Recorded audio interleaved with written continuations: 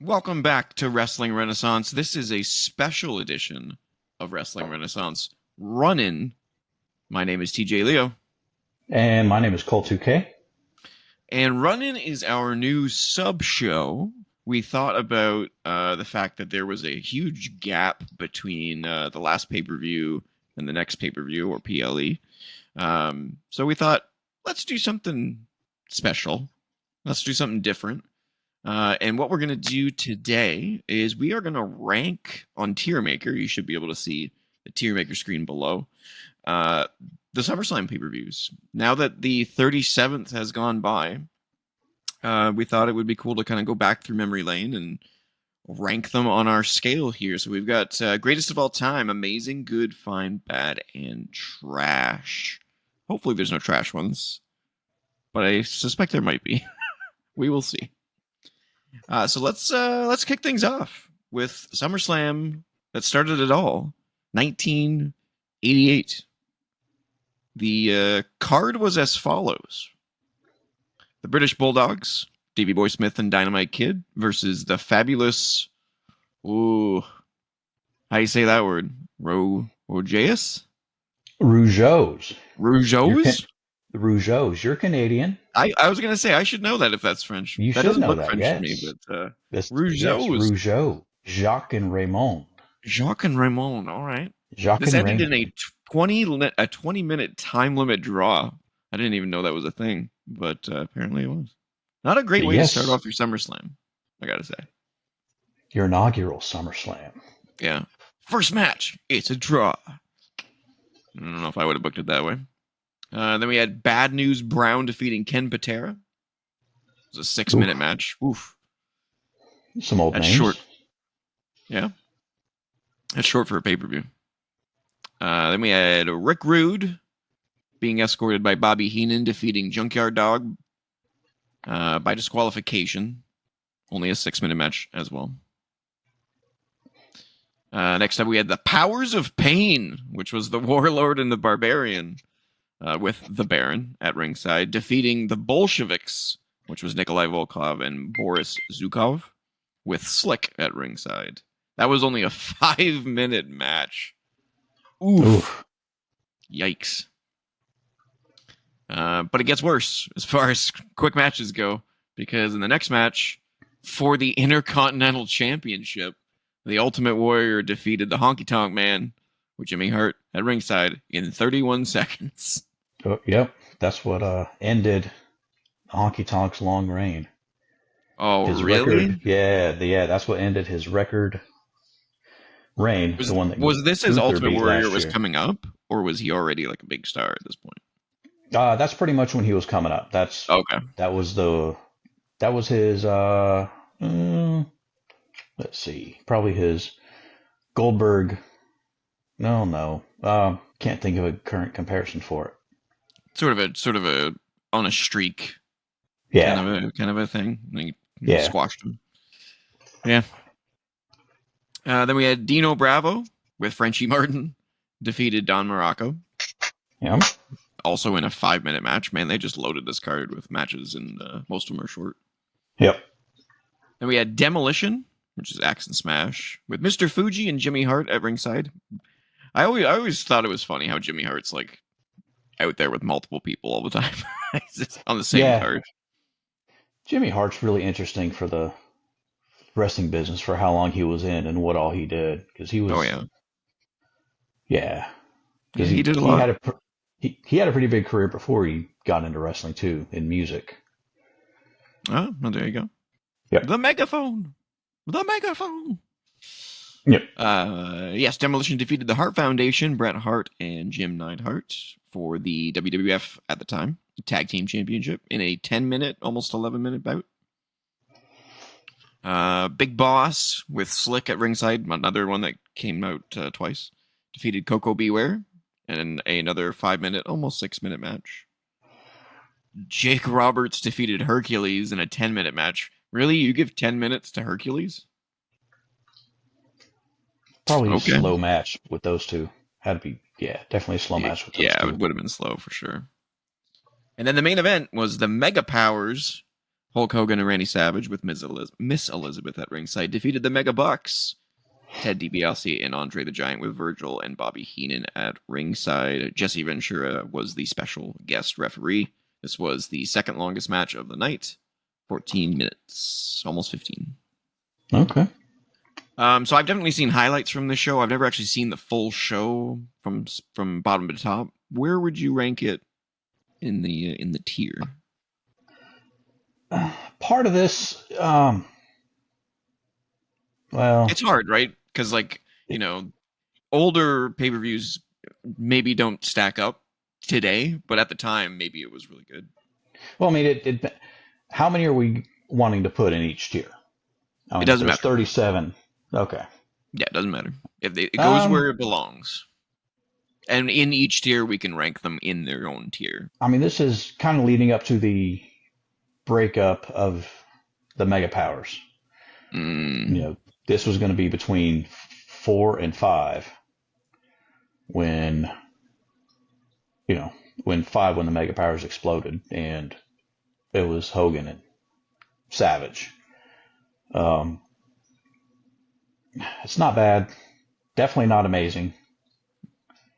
Definitely not good. Sounds like it's between good and fine. I mean, for me, because it's the inaugural, you had some good matches, definitely some duds, some stinkers, but that's kind of what you had at the time. In that time. I'll put it at good. All right. Fair to good, but leaning towards good. Taking your lead on some of the old ones here. I definitely don't have as much experience with these ones. All right. And we can reevaluate as it goes on. We can always move things around if we need to. SummerSlam 89 started off with Dino Bravo defeating Coco Beware in an 8-minute, almost 9-minute match to start the show. Brain Busters, which was Arn Anderson and Tully Blanchard with Bobby Heenan at ringside, defeated the Hart Foundation, Bret Hart and Jim Neidhart, in a tag team match that lasted 16 minutes. That's a good bout. Yes. I bet you that was a great match. Probably was a really good match. A really good technical, psychological match. Absolutely. Hart Foundation seems to come up short so far at SummerSlam. Yep. Dusty Rhodes defeated the Honky Tonk Man with Jimmy Hart at ringside. 9 minutes. There's one appearance by Jimmy Hart. Yeah. Get the bingo card out. How many times does Jimmy Hart show up? And one from Heenan so far. Yep. Mr. Perfect defeated the Red Rooster in a 3-minute match. That couldn't have been good. I see say AWA, that would have been good. Mr. Perfect against Terry Taylor, that probably would have been a really good match, but they didn't. Why was he called the Red Rooster? Just one of the gimmicks they came up with. Lord. He didn't actually dress like a rooster, did he? He red sights and he spiked up his hair and a mohawk like that. Red. Yep. Oh, that sucks. Yeah, and he, did a little rooster dance going around the ring. I'm not going to do it, but yeah. Yeah, please don't. Yeah. That's the stuff that embarrasses wrestling fans. You know what I'm saying? Yeah. And he, did a rooster call. Yeah. How did they think that was entertaining? Vince, there was something wrong with you. I think there really was something wrong with you. All the way back then, right? All the time. The whole time he's been alive. Something wrong with him. Yep. Rick Martel and the fabulous Rougeau, Jacques and Raymond, with Slick and Jimmy Hart. Hey, Jimmy Hart again. Defeated Tito Santana and the Rockers, Shawn Michaels and Marty Jannetty in a 6-man tag team match that lasted about 15 minutes. I don't remember the fabulous Rougeau at all, so I'm not sure how good they were. But, I mean, Tito Santana, the Rockers, Rick Martel. Yep. That's some talent right there. A young Shawn Michaels. Yeah, very young Shawn Michaels, for sure. Now, the Rougeaus were good. You'll see Jacques Rougeau later as the Mountie. Oh, that's where he came from. Yep, that's the Mountie. I think, not a good representation of Canada, by the way. No. Okay. No, don't like it. Very racist. Either one or more, or either one or both of them, did run a school that either, or it could have been both, either Kevin Owens or Sami Zayn, did some training at. I do Oh, cool. remember hearing that one of them or both of them did some training In Canada. In Canada, yep. Oh, that makes sense. I think it was Kevin, from what I hear. Yeah. It Cool. was some kind of documentary or something that I saw that Kevin did some training with one of them. I'm already learning things. Yep. Next up, we had the Ultimate Warrior defeating Rick Rude with Bobby Heenan for the Intercontinental Championship in a 16-minute match, which is that can't be a normal thing for Ultimate Warrior. No, definitely wasn't. It's a long match for him. Only other one I can think of that was somewhat long like that would have been the Hogan? Yep, Hogan, WrestleMania 6. Yeah. Jim Duggan and Demolition, Axe and Smash, defeated Andre the Giant and the Twin Towers, which was Akeem and Big Boss Man. Once again with Bobby Heenan and Slick at ringside in a 7-minute bout, so a little bit of a pee break there. This was Andre in his later years. Yeah. Yeah, he was slowing down for sure. Oh, yeah. Greg Valentine with Jimmy Hart at ringside. Another Jimmy Hart? Defeated Hercules in a 3-minute match. Was Hercules ever in anything good? He was the one that wore like the really cheesy outfit, wasn't it? No, he black tights, that's black Frank knee Gonzalez pads. I'm thinking of. Yeah. I don't remember Hercules. Hercules was the one juiced up, roided up, kind of a curly mullet with the chain. He always came out with a chain. Yeah, I'm looking at his picture here. Gotcha. Yeah, weird. Okay. Sure. Ted DiBiase with Virgil at ringside defeated Jimmy Snuka by countout in a 6-minute match. So I'm assuming they just like beat the snot out of each other and continue to beat the snot out of each other. I'm assuming. Yep. Probably. And just kept going. So glad they don't do crap like that at SummerSlam. Like the big 4 pay-per-view should be where stuff ends or gets furthered, not where you do countouts and disqualifications and crap like that. I'm so glad we're beyond that at this point. Especially when at this time that's all they had was the 4. Yeah, they didn't have the smaller pay-per-views. Well, did they have In Your House at that point yet? No, In Your House wasn't until like 96. Oh wow, really? Okay. Yeah. And then in the main event, we had Hulk Hogan and Brutus Beefcake with Miss Elizabeth defeating Randy Savage and Zeus with Sensational Sherry at ringside and Miss Elizabeth at ringside in a tag team match, 15 minutes. Ooh, not a great main event, gotta say. Why that's 2 SummerSlams where the title's not on the line. That's weird. That is weird. I imagine this time was when Savage? Yeah, this was when Savage was a bad guy, right? No, this was Hulk Hogan. Hogan was champion. Yeah, but this was when Savage was a bad guy because he broke up with Miss Elizabeth and all that stuff, right? Yeah. Yeah, that's weird. This was around when Hogan's movie. End of the day, I would be able to remember the name of it. No, the wrestling. No, let me just look it up real quick. No Holds Barred. Oh, okay, yeah, because that's where Zeus came from. Oh, yeah, that's right. Yeah. Zeus was the big opponent for Hogan and No Holds Barred. Yeah, very weird. I mean, maybe back then they thought that the pay-per-views needed more of a tag team feel to them. I don't know. Very strange not to have your title on the line at one of your big 4 pay-per-views, but right.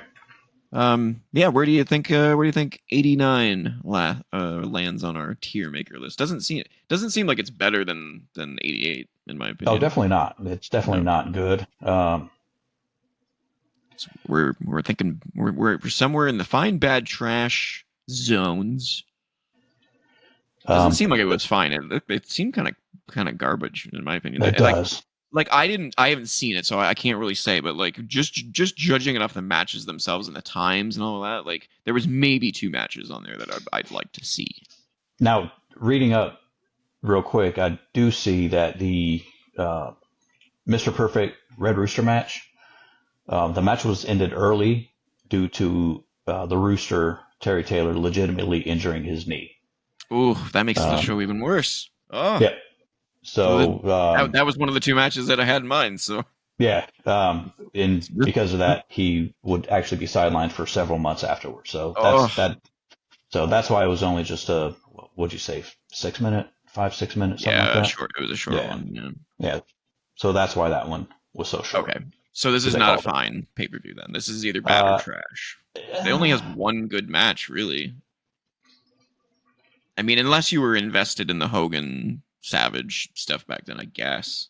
I But mean, you had Brutus Beefcake in the main event, so I'm going to say it's trash. it's okay. I can't argue with that sentiment. Yeah. I mean, Um, if you got Game Brutus done. Beefcake We got our first in your trash main in the event, it's bin. trash. Yeah. All right, moving on to Flush it down the toilet. 1990. Flush it down the toilet. It's gone. That's what it should have been. It should have been a toilet instead. Yeah. Yeah. Just put the shit in there. Yeah. Flush it down there. All right, 1990 started off with Shane Douglas defeating Buddy Rose in a singles match. I couldn't get a time on this. Not sure why. Just wasn't recorded, I guess. I don't know. Very strange. It was a dark match. Oh, it was a dark match. That's right. Yeah.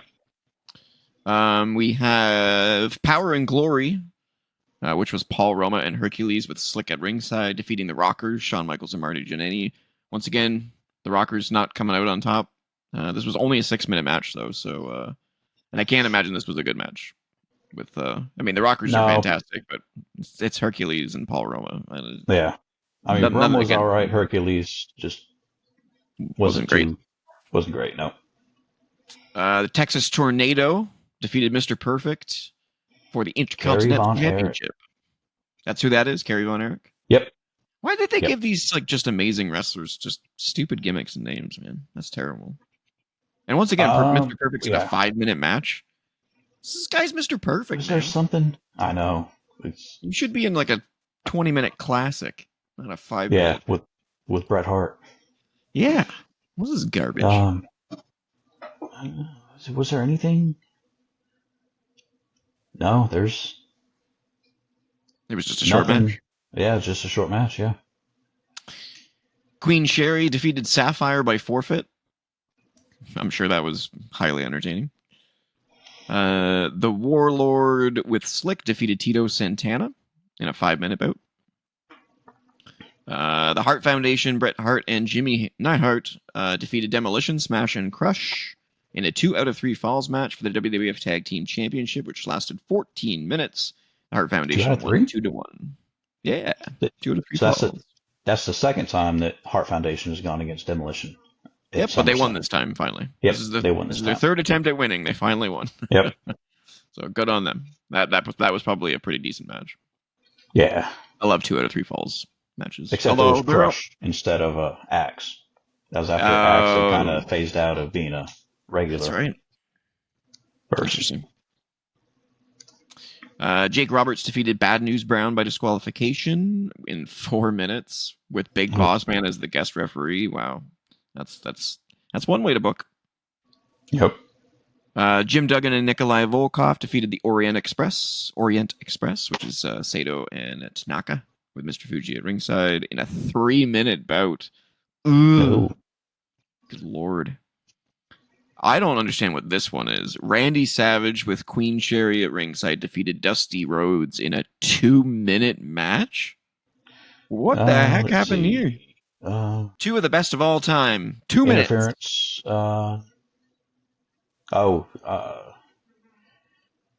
Savage hit him with Sherry's purse, knocking him out. You have 2 of the best of all time at one of the big 4 pay-per-views, and that's what you do with. Okay. Yep. Bad booking, but okay. Yep. We had Hulk Hogan with Big Boss Man at ringside defeating Earthquake with Jimmy Hart and Dino Bravo at ringside by countout in a 13-minute match. You gave 13 minutes to Hogan and Earthquake, but you gave 2 to Randy Savage and Dusty Rhodes. Vince, you have problems. You have problems. Yep. And in the main event, we finally did have a title match. The Ultimate Warrior, who was the WWF champion at the time, defeating Rick Rude with Bobby Heenan at ringside by escaping the cage in a 10-minute bout. This is probably one of the rare title matches that Rick Rude got. Yeah, he didn't. Did he ever win it? No, he never won a world title. Just add him to the list of people that probably should have won a title at some point. Kurt Hennig, Mr. Perfect. Yep. Jerry Lawler. Yep. Scott Yeah. Hall. Yeah. I can't believe he never. That's infuriating. Yep. William Regal probably should have won it at some point. Roddy Piper. Yeah. Huge list of people. All right. What do we think about 1990? It seems not great as well. I mean, the Hart Foundation match was probably pretty good. Maybe Hulk Hogan and Earthquake was okay if you like the big man type of match. But you still got a Ultimate Warrior finish on that. Yeah, I can't see it being any higher than fine. Definitely not higher than fine. It's not trash. So it's either fine or bad. Not trash. No, it's fine. I'd say fine. All right. Yep. 1990, you're going into fine. All right. Moving on. 1991. 91. I'm going to skip the dark matches. I'm just going to do that. The Dragon, the British Bulldog, and the Texas Tornado. The names defeated the Warlord and Power and Glory, which is Paul Roma and Hercules. So, was that their name before? I feel like they changed their name. What, Power and Glory? Yeah, wasn't it something different? No. Or they just didn't have a name, maybe? Paul Roma and Hercules. No, that's what it was last year. It was? Okay. It was Power and Glory, yeah. And Slick was still at ringside. Now, Dragon, I mean, look at that team. You got Ricky Steamboat, the British Bulldogs. Why did they call him the Dragon? Just, I guess it was part of the gimmick of the match with three people with gimmicks. Yeah. Okay. Yep. Yeah, that seems like a cool match. Ricky Steamboat, the British Bulldogs, and Kerry Von Erich. Yeah, that's a stacked team. For an opener. Yeah, that's a stacked team. That's a decent opener. The other team was not great. I mean, Warlord, Paul Roma, and Hercules. Yeah. They should have lost. So, you know. Yes. Yeah. But 10 minutes. It was probably a decent opener. You know, you get your decent. You get all the good wrestlers out there whooping ass. Sure. Yep. Not a bad start. Here we go. Bret Hart defeated Mr. Perfect for the Intercontinental Championship by submission. And it said Mr. Perfect was out there with the coach, but I don't think it's the coach we're talking about. I don't know who. No, definitely not Coachman. Nope. John Tolos. It was the coach. Okay. Yep. 18 this was an 18-minute match. That had to have been a banger. That had to have been. Yeah. I said it. I said a banger. That had to have been great. Yep. All right. The Natural Disasters. One of my favorite tag team names of all time for a guy named Earthquake and a guy named Typhoon. The Natural Disasters. That's just fantastic. With Jimmy Hart at ringside, of course. Of course. Defeated the Bushwhackers, Luke and Butch, with Andre the Giant at ringside. Random. Yep. 6-minute match. Virgil defeated Ted DiBiase for the $1 Million Championship. Sensational Sherry was out at ringside with Ted DiBiase. This was a 13-minute match. Ooh. I don't know about that one. God bless Ted DiBiase for carrying that match. Yeah. Big Boss Man defeated the Mountie with Jimmy Hart at ringside. There you go. There's your Mountie in the jailhouse match. Good Lord, Jimmy Hart, man. Pick one guy and stick with him. Nah. Yeah, this was a jailhouse match? Was this just like a hardcore match, or what was that? Loser gets put in a jailhouse. Loser gets taken to jail. Loser gets put in a jail. Loser gets taken to jail, yeah. That's funny. 9-minute match. That might have been entertaining. It was a hardcore match where the winner throws the opponent into a cage. Oh, okay. Interesting. Yep. The Legion of Doom, Hawk and Animal defeated the Nasty Boys, Brian Knobbs and Jerry Sags, with Jimmy Hart at ringside. He's been out there for 3 matches. Jimmy. Yep. Stop. This was a street fight. If he gets 3 paychecks. Oh, probably. He probably got paid pretty damn well. Yeah. Street fight for the WWF Tag Team Championship, so the Legion of Doom became champion. This was only a 7-minute match, though. Pretty short for a match of this caliber. Like, these guys were great. That would have been a nice, cool match. I define great for these 3. For these 2 teams. They're not for out there doing for the headlocks and They're not out there doing headlocks and No. takeovers and 7 minutes seems short, but maybe not. Maybe not. Erwin R. Shyster, which I think is our IRS, defeated Yep. Greg Valentine in 7 minutes. Mike Rotundo, Bray Wyatt's dad, Right. and That's right. Uncle Howdy's dad. Uncle I wonder Howdy's if that dad. makes him. I wonder if that makes him Grandpa Hardy or Grandpa Howdy. yeah, Grandpa Howdy. Yeah, it could. And the main event, once again, no title match. Hulk Hogan and the Ultimate Warrior defeated the Triangle of Terror, which was Sergeant Slaughter, General Adnan, and Colonel Mustafa in a Colonel handicap Mustafa match. was the Iron Sheik. Oh, good lord! So the name changes and everything. And Sid Justice was the special guest referee. This was 12 minutes and 40 seconds. This is a tough one. I mean, you had decent matches. You had Bret Hart versus Mr. Perfect in there. And it was 18 minutes. That carried the show right there. The opener was pretty good. Yeah, I will need to go back and watch that just for that match. Yeah, the Virgil match not great. The Jailhouse match may have been entertaining. Yeah, I don't know. I'm thinking fine for this one, but you saw it, I didn't. I'm just judging it based off the card. Fine. I'll say it was fine. Okay, would you say it was better than 1990 or worse than 1990? That's better. It's better. Okay. Better than 1990, yeah. 1992. We're going to skip the dark matches. Started off with the Legion of Doom. Hawk and Animal with Paul Ellering at ringside defeating Money Inc., which was Ted DiBiase and Erwin R. Shyster, with Jimmy Hart at ringside. 15-minute match. That was probably pretty decent. That was good. Now, This is the one that was in Wembley Stadium. Oh, okay. This is the big one. Yeah, this was the big one. Yeah, this was probably a really good show. Yes, it was. It was really good. Nails defeated Virgil by submission in a 3-minute match. Rick Martel versus Shawn Michaels, which Sensational Sherry at ringside, ended in a double countout. I hate that crap. 8 minutes. The Natural Disasters, Earthquake and Typhoon, retained their titles against the Beverly Brothers, Bo and Blake, with the Genius at ringside with a 10-minute tag team title match. Yep. I have no idea who the Beverly Brothers are. One of them. Their Wikipedia page doesn't even have a picture of them, so that's not a good sign. One of them, I think, is Bo Beverly. In NXT. Bo and Blake Beverly.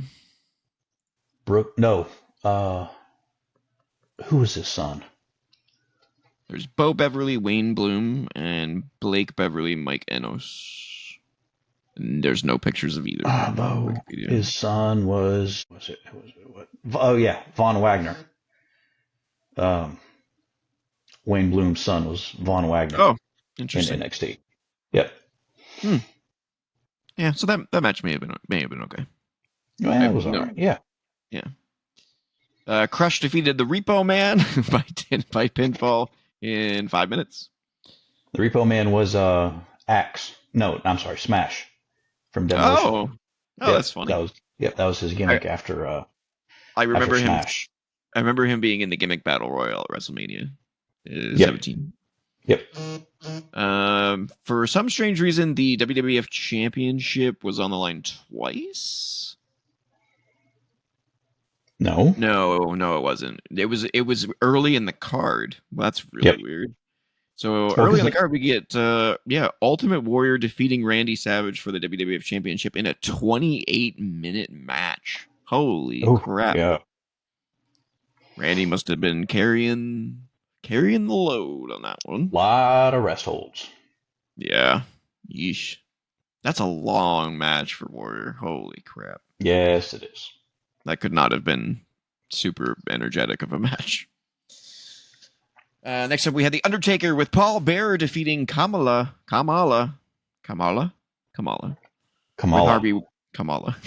With Harvey Whippleman and Kim G. Male is Kamala. Female is Kamala. I should know that. We have a potential president. Yes. That was by disqualification in a 3-minute match. Oof. Yeesh. Yeah, Undertaker. Why even big bother hair Ripper, having come on. those? Crazy. There was It was there probably was, had to been building up for something else. I don't know why there's a dark match listed right before the main event. That's really strange. I'm not really sure what Very. that's about. So I'm gonna skip it. And then the main event, I remember this match very clearly. British Bulldog Yep. defeating Bret Hart for the Intercontinental Championship in 25-minute match. That's a goat right there. That's a goat Yep. match. Yep.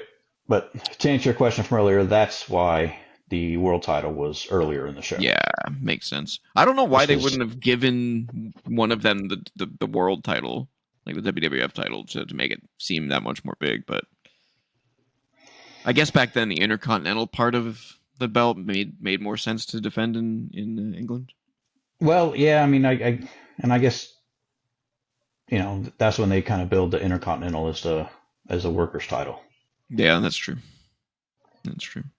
All right, where do we think 92 lands? Not a bad card. I would say it's definitely better than 91 and 90. Definitely better than 91 and 90. I Is it say it's better better than- than 88. Yeah. I don't know I whether mean, I would say it's amazing. It has an amazing match in it, but the card it's as got a a, whole. but kind of again with 88 being ranked good instead of fine, because it was the first one, the inaugural one, and just kind of a new thing. Yeah. With this being in an outdoor stadium, it's really their first stadium show. Or no, not the first stadium. This would have been after Mania 3. Yeah. Right. Yeah. Their first international PPV. Yep. I'd put it in amazing. All right. I would put it in amazing. It's going into amazing. All right. 93. Skipping the dark match. First match was Razor Ramon defeating Ted DiBiase in a 7-minute bout. Then we had the Steiner brothers, Rick and Scott, retaining their tag team championship against the Heavenly Bodies. Yep. Jimmy Del Rey and Tom Pritchard. I didn't know that's what they were called. With Jim Cornette at ringside. With Jim Cornette. 9-minute match. Shawn Michaels defeated Mr. Perfect by count out. For the Intercontinental Championship. 11-minute bout. Erwin R. Shyster defeated the 1-2-3 Kid in a 5-minute bout. Bret Hart defeated Doink the Clown with Jerry Lawler at ringside by disqualification. Good lord, that's just a... that just feels like they put a bunch of shit in a bucket and just threw it at the wall. Like, what do we want to do? Good lord. Let's see. And then it was followed up immediately after with Jerry Lawler defeating Bret Hart by disqualification in a 6-minute bout. Okay. That's just a big cluster of craziness right there. I don't even know what that is. Yeah, I mean, reading, it was just kind of a cluster. Yeah. Ludwig Borgia? Ludwig Borga. Ludwig Borga. Borga, yep. He was from, I think it was Sweden. Funny looking guy from Sweden. Funny looking guy from Sweden. Funny looking guy from Sweden, yeah.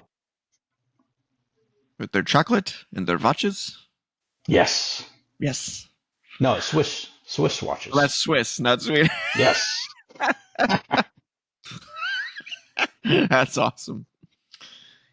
5-minute bout.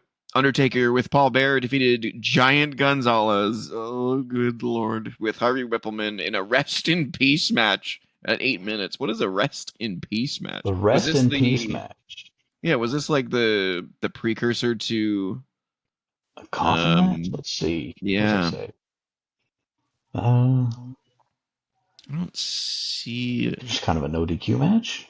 Yeah, I think it's just a no DQ. Okay. Rest in peace match. Good lord. All right. Tatanka and the Smoking Guns, Billy and Bart, defeated Bam Bam Bigelow and the Head Shrinkers, Samu and Fatu, with Luna, Vashon, and Afa at ringside, in a 6-man tag team match, 11 minutes and 15 seconds. That's a lot of people. There's some names. Obviously, Billy Gunn. Yeah, Billy Gunn showing his face for the first time. Fatu would be Rikishi. Yeah. Yep. And he Samu, went through like 2 or 3 changes of character. Oh, yeah. He was the Sultan. A few. Yeah, he was a Sultan. Yeah. Samu, that is... Whose dad is that? That's... Samu? Samu would be... he's an Anoa'i. Anoa'i? Oh, yeah. Anoa'i. Anoa'i? Anoa'i. Whose dad is that? That's one of the... It says he has 5 kids. One of them is Lance Anoa'i. Anoa'i, but I'm not sure who that is. Looks like he's... Is that Jacob's dad? I would assume it would list Jacob as a like as a reference here, but it doesn't. Oh, it says Vanessa Rodriguez, Samantha Anoa'i, Layla Anoa'i, Zarena Anoa'i, and Lance Anoa'i. But only Lance appears to be an actual professional. Okay. So yes. Apparently, Samu, I'm not sure if he passed away or not, but he was diagnosed with stage 4 liver cancer in 2018. Sucks. That's a big one. Yeah. It doesn't say he passed away though, but I mean, stage 4 liver cancer, that's not an easy one to beat. No, it's not. All right. This doesn't seem like a great pay-per-view. I gotta be real with you. Shawn Michaels versus... I mean, it was... Did you card do itself was okay. The last match, the main event?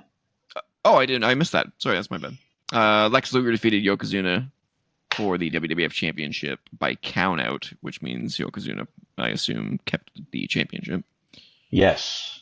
But this is where they had a big celebration in the ring, balloons, confetti, for Lex Luger winning by countout.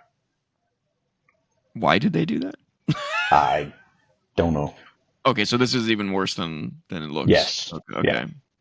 So this seems like batter trash to me. Yeah. This isn't the time when they filmed a month's worth of TV ahead of time, right? Yeah, this was post Hulk Hogan, right?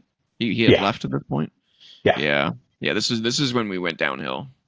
And this is one of the times when they had filmed TV with Lex Luger coming out as the champion, as a way to test, or as a way to gauge the audience reaction to him being champion.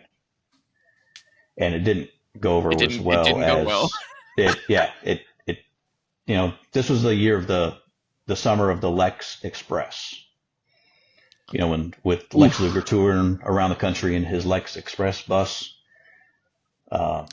You're not doing well when the crowd would prefer Yokozuna, the bad guy, to remain champion. Yeah. You're not doing well. Yeah, so that's why they had Lex Luger win by countout, but not win the title. Yeah, I mean, even on paper, some of these matches are just garbage. This seems like trash to me. I can't. I'm trying to defend it.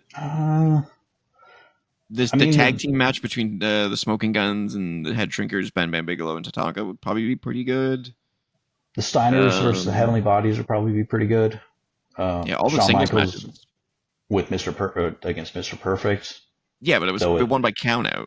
Yeah, it won by countout. And the rest is just on paper. Just looks like crap. I can't. Me looking at the card looks like trash. I don't know. You saw it though. It looks like trash to me. I can't imagine it's bad or trash. It can't be good. It can't be fine. We'll put it on top of the trash pile. Okay, so it's better than 89. Better than 89, yeah. All right. Let me open up 94. I'm going to open up a bunch more here. So 95, 94. Okay. 94. All right, this was a much smaller card, which hopefully will result in something good. Let's see.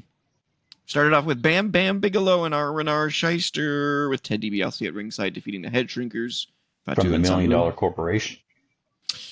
Indeed, with Afa and Lou Albano at ringside, but they won by disqualification. Not a good way to start off your show. The Head 7 Shrinkers. minutes. Yeah. By DQ. This was when they had a lot of DQs and countouts. Yep, this was bad booking. Like, why would you start off your show with a DQ ending? That's just brutal. Yep. Alundra Blaze defended her women's championship against Bull Nakano with Luna Vachon at ringside in an 8-minute bout. That may have been okay, but I mean, women's wrestling was a pretty good match. You know, it's kind of shaky back then. I mean, it's they didn't put the women on there at that time unless they were good. And Medusa, Alundra Blaze, and Bull Nakano, who just went to the Hall of Fame this year. I mean, they had a big feud. They had a lot of matches together, so they worked together. They had good chemistry in the ring. I know Bull Nakano was good. Yep. Razor Ramon with Walter Payton, don't know who that is, defeated Diesel for the Intercontinental Championship. And Shawn Michaels was at Diesel's corner. This was a 15-minute bout. That sounds like not amazing either, because it's Diesel. No offense to Diesel. I have his autograph. It was probably, it was, for two big guys like that, it was probably a pretty decent match. Yeah. Okay. Fair enough. I just can't see Razor Ramon giving the Razor's edge to Diesel, and Diesel, maybe he would. Like, how did Razor Ramon beat him? Must have just been with his regular moves. It doesn't say by how he won, like pinfall or anything. 15 minutes is the long distracted. Michaels entered the ring and tried to perform a super kick while Diesel held Ramon. Ramon moved, causing Michaels to kick Diesel instead. This started the Michaels Diesel feud. Yep. I'm assuming, or it was Ramon pinned Diesel to win the match and regain the Intercontinental Championship. Oh, there you go. Tatanka defeated Lex Luger, 6 minutes. Good. Jeff Jarrett defeated Mabel with Oscar at ringside. Jeff Jarrett. Oof. That's when he was his Double J. His Double J, his country singer. Yep. Here we go. Bret Hart defeated Owen Hart in a steel cage match for the WWF Championship. 32 minutes. 32 minutes. Good Lord. That must have been a good match, though. Yes. Oh, good Lord. The main event was The Undertaker versus the fake Undertaker. Oh, my God. Yep. Why? Yep. Oh, the show is just bad booking. Yes. All over it. Except for one match. Oh. Who played the fake Undertaker? Was it Kane? Or was it someone else? No, it was someone else. Okay. Brian Lee. Oh, okay. He was also in WWF as Chains. But he was best known for being in ECW. And then he also wrestled a little bit in TNA. Imagine WWE today being like, you know what? We're gonna clone one of our wrestlers. We're gonna have Roman Reigns versus Roman Reigns, and we're just gonna use some random wrestler no one knows to duplicate Roman. What a great match that'll be. I mean, for fake Roman Reigns, you can just get any one of his cousins. That's true. One of his 88 cousins. That family's huge. It's true. Yeah. Okay, so this pay-per-view seems fine. There's the booking looks terrible. Like as far as like the outcomes go, and putting the main event as Taker versus Taker is just stupid. That should have been Bret Hart versus Owen Hart. I don't know. I would put it at like maybe low fine or bad. Maybe this is our first bad one. I don't know. It's definitely not trash with Bret Hart, Owen Hart on there. It can't be trash, but no, it definitely can't be trash. I don't want to put it as bad. Okay. With Bret and Owen. No. Alundra Blaze and Bull Nakano. Oh yeah, that's true. I don't think it's better than 91 though. Based on the card. Again, I haven't seen it, so it's your call at the end of the day.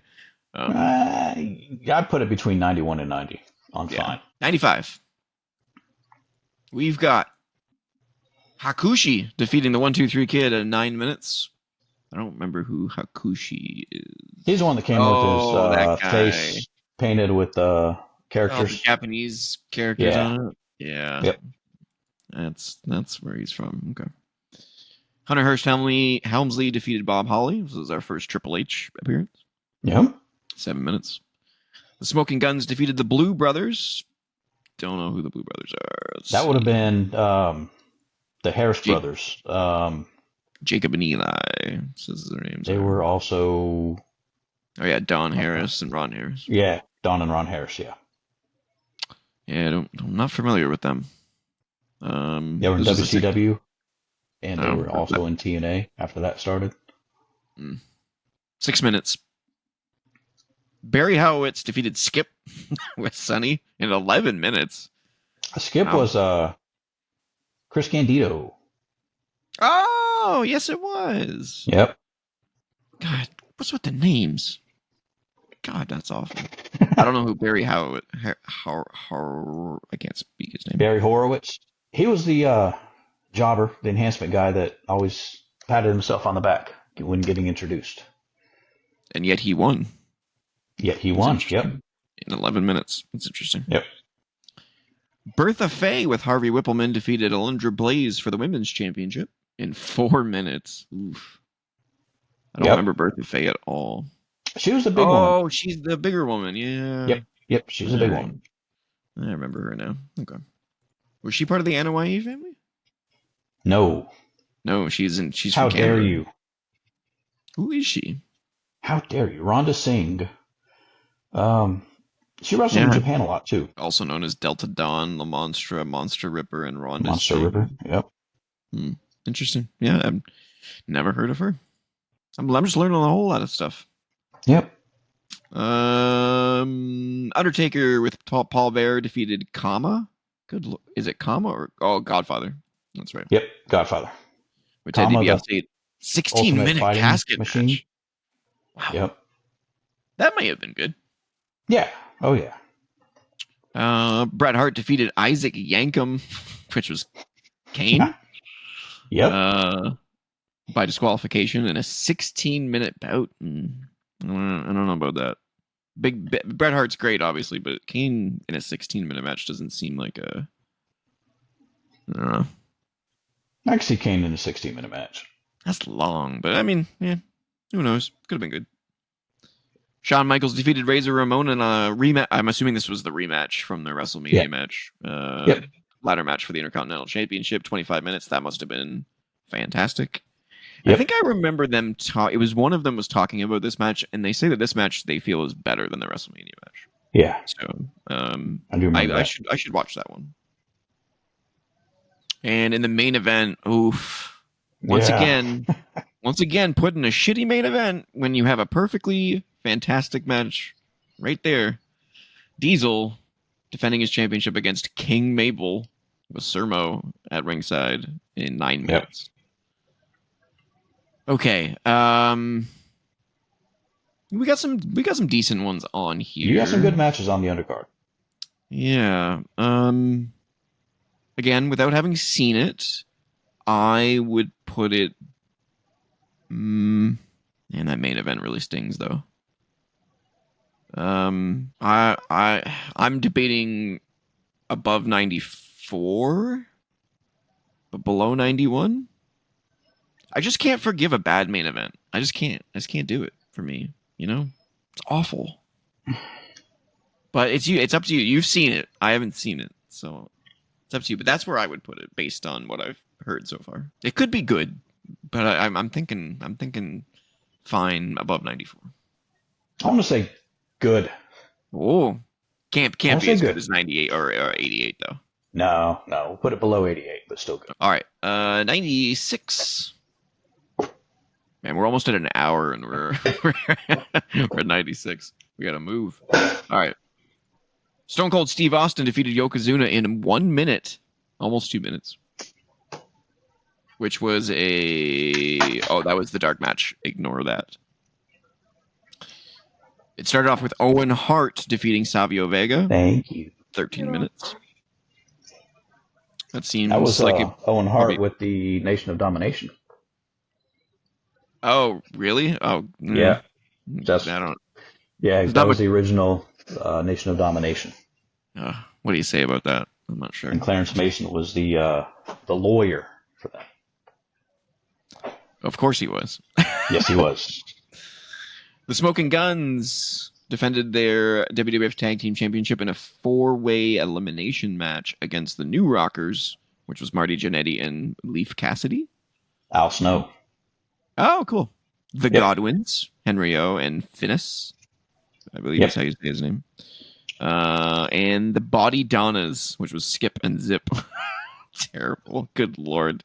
Yeah. This Skip was. was obviously Chris Candido, and Zip was Dr. Tom Pritchard.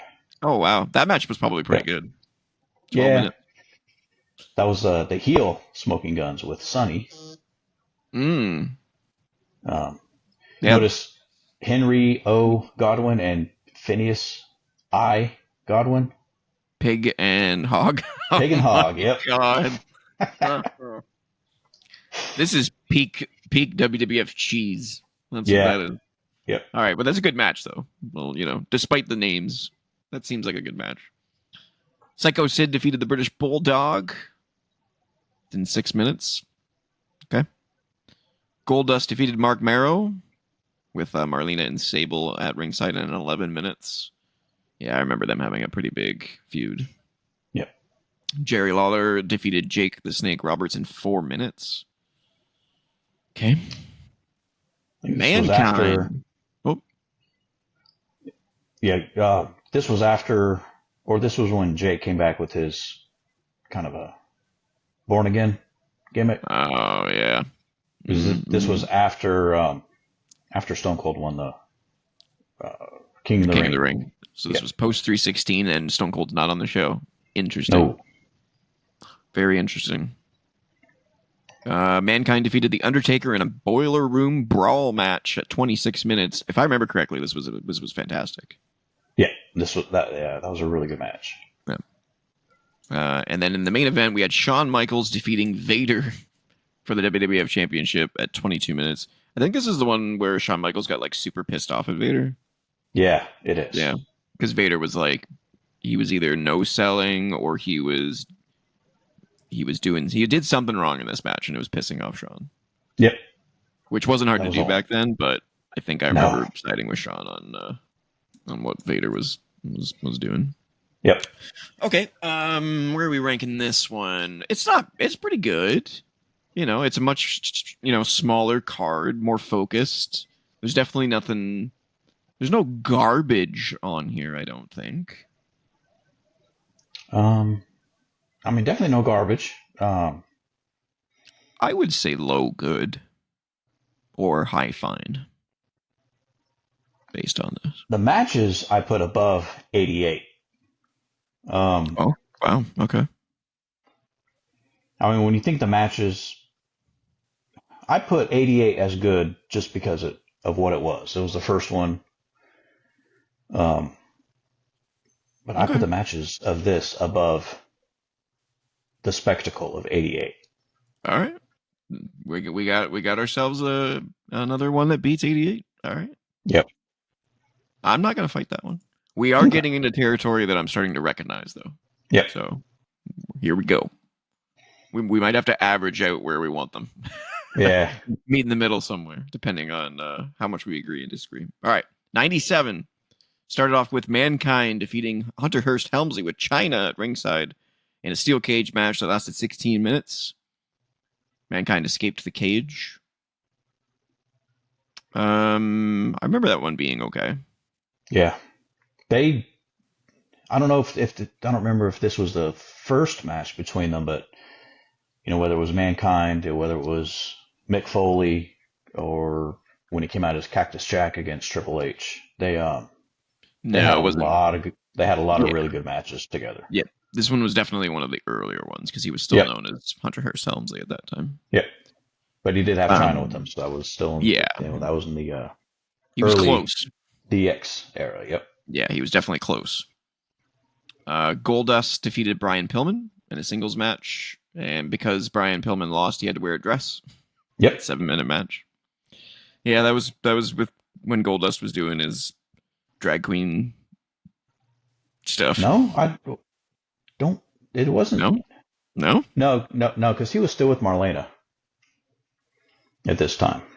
Marlena was Terry. Terry Runnels. Yep. Yeah. Yeah. It wasn't until he was with Luna when he did all the other. Really? Huh. Yeah. Okay. The Legion of Doom, Animal and Hawk defeated the Godwins, Hog and Pig, in a 9-minute match. The British Bulldog defended his European Championship against Ken Shamrock. It was a disqualification, though. But it was 7 minutes. Nah. It's the first appearance of the European Championship, though. Yep. That we've seen so far. An 8-man tag team match. I have no idea. Los Boricuas. Los Boricuas. Los Boricuas. Los Boricuas. Which was Jesus Castillo, Jose Estrada Jr., Miguel Perez Jr., and Savio Vega. Yep. Holy mackerel. Defeating the Disciples of Apocalypse, 8-Ball, Chains, Crush, and Skull in a 9-minute bout. Now, the 8-Ball and Chains, I think that's, 8-Ball and Chains was the Harris brothers from last year. Oh, okay. Or the year before. Yes, it was, yeah. You're right. Yep. And Chains, you said, was the fake Undertaker. Yep, the fake Undertaker. That's funny. And Stone Crush, Cold of course, Steve was from Demolition. Yeah, and Demolition. Later in WCW, he was Chronic. He was part of Chronic. Chronic. Good yeah. Stone Cold Steve Austin defeated Owen Hart by pinfall for the Intercontinental Championship. Was this the one where he broke his neck? This is the one where he broke his neck. Yep, with a pile driver gone bad. Yeah, and he had to do the roll-up pin that looked like shit. Yep. But the actual match itself was really good up until then. Oh, match was fantastic. Yeah. Sucks that it ended that way, but it happens. And then in the main event, Bret Hart defeated The Undertaker by pinfall to win the WWF Championship. Shawn Michaels was the special guest referee. This was when Bret and Shawn were feuding too, if I remember correctly. This is what led to Bret and Shawn the screw job having their match at Survivor Series. This was like 4 months before the screw job. Yep. And that was a 28-minute match. All right. This seemed like a good show. We got a couple of duds in there. The British Bulldog and Ken Shamrock. I don't remember that being a great match. The tag team match was just filler. The rest of it was pretty good. I remember a few months. What pay-per-view was it? The Damian Priest against. It was the one where Seth Rollins was the special guest referee just a couple months ago. Oh, that's what this was about. That's what this was gimmicking. Yeah. Gotcha. Yeah. Yep. I know what you mean. No, it wasn't Punk. Yeah, when Priest Punk. came out with his little Undertaker gimmick stuff. No, it wasn't Priest. It was Punk, Drew, and Drew. And Drew. And Seth. Yeah, Drew and Punk. Yeah. I remember that. Yeah, that's cool. Yep. That is cool. Yeah. That's the match pretty good. Throwback to. Again, we have 2 duds on here. For me anyway. I think it's near 96 though. It had a better main event. Easily, for sure. I mean, easily better than 96. Yeah, I don't think it's amazing though. You have some real duds in there that bring it down. I'd say it's just right above 96 in good. All right, we'll keep it there. Okay, we can always move it later. That's kind of where I'm comfy. I mean, if we kind of overfill 90, if we kind of overfill good, I wouldn't have a problem moving this up to maybe. Right.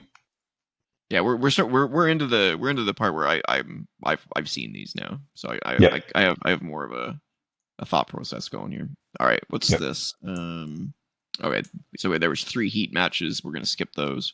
Opening the show for 98 was D'Lo Brown defeating Val Venus by disqualification. Why, Vince? Why do you do this? So stupid. 15 minutes and we get a DQ. Good Lord. For the European Championship.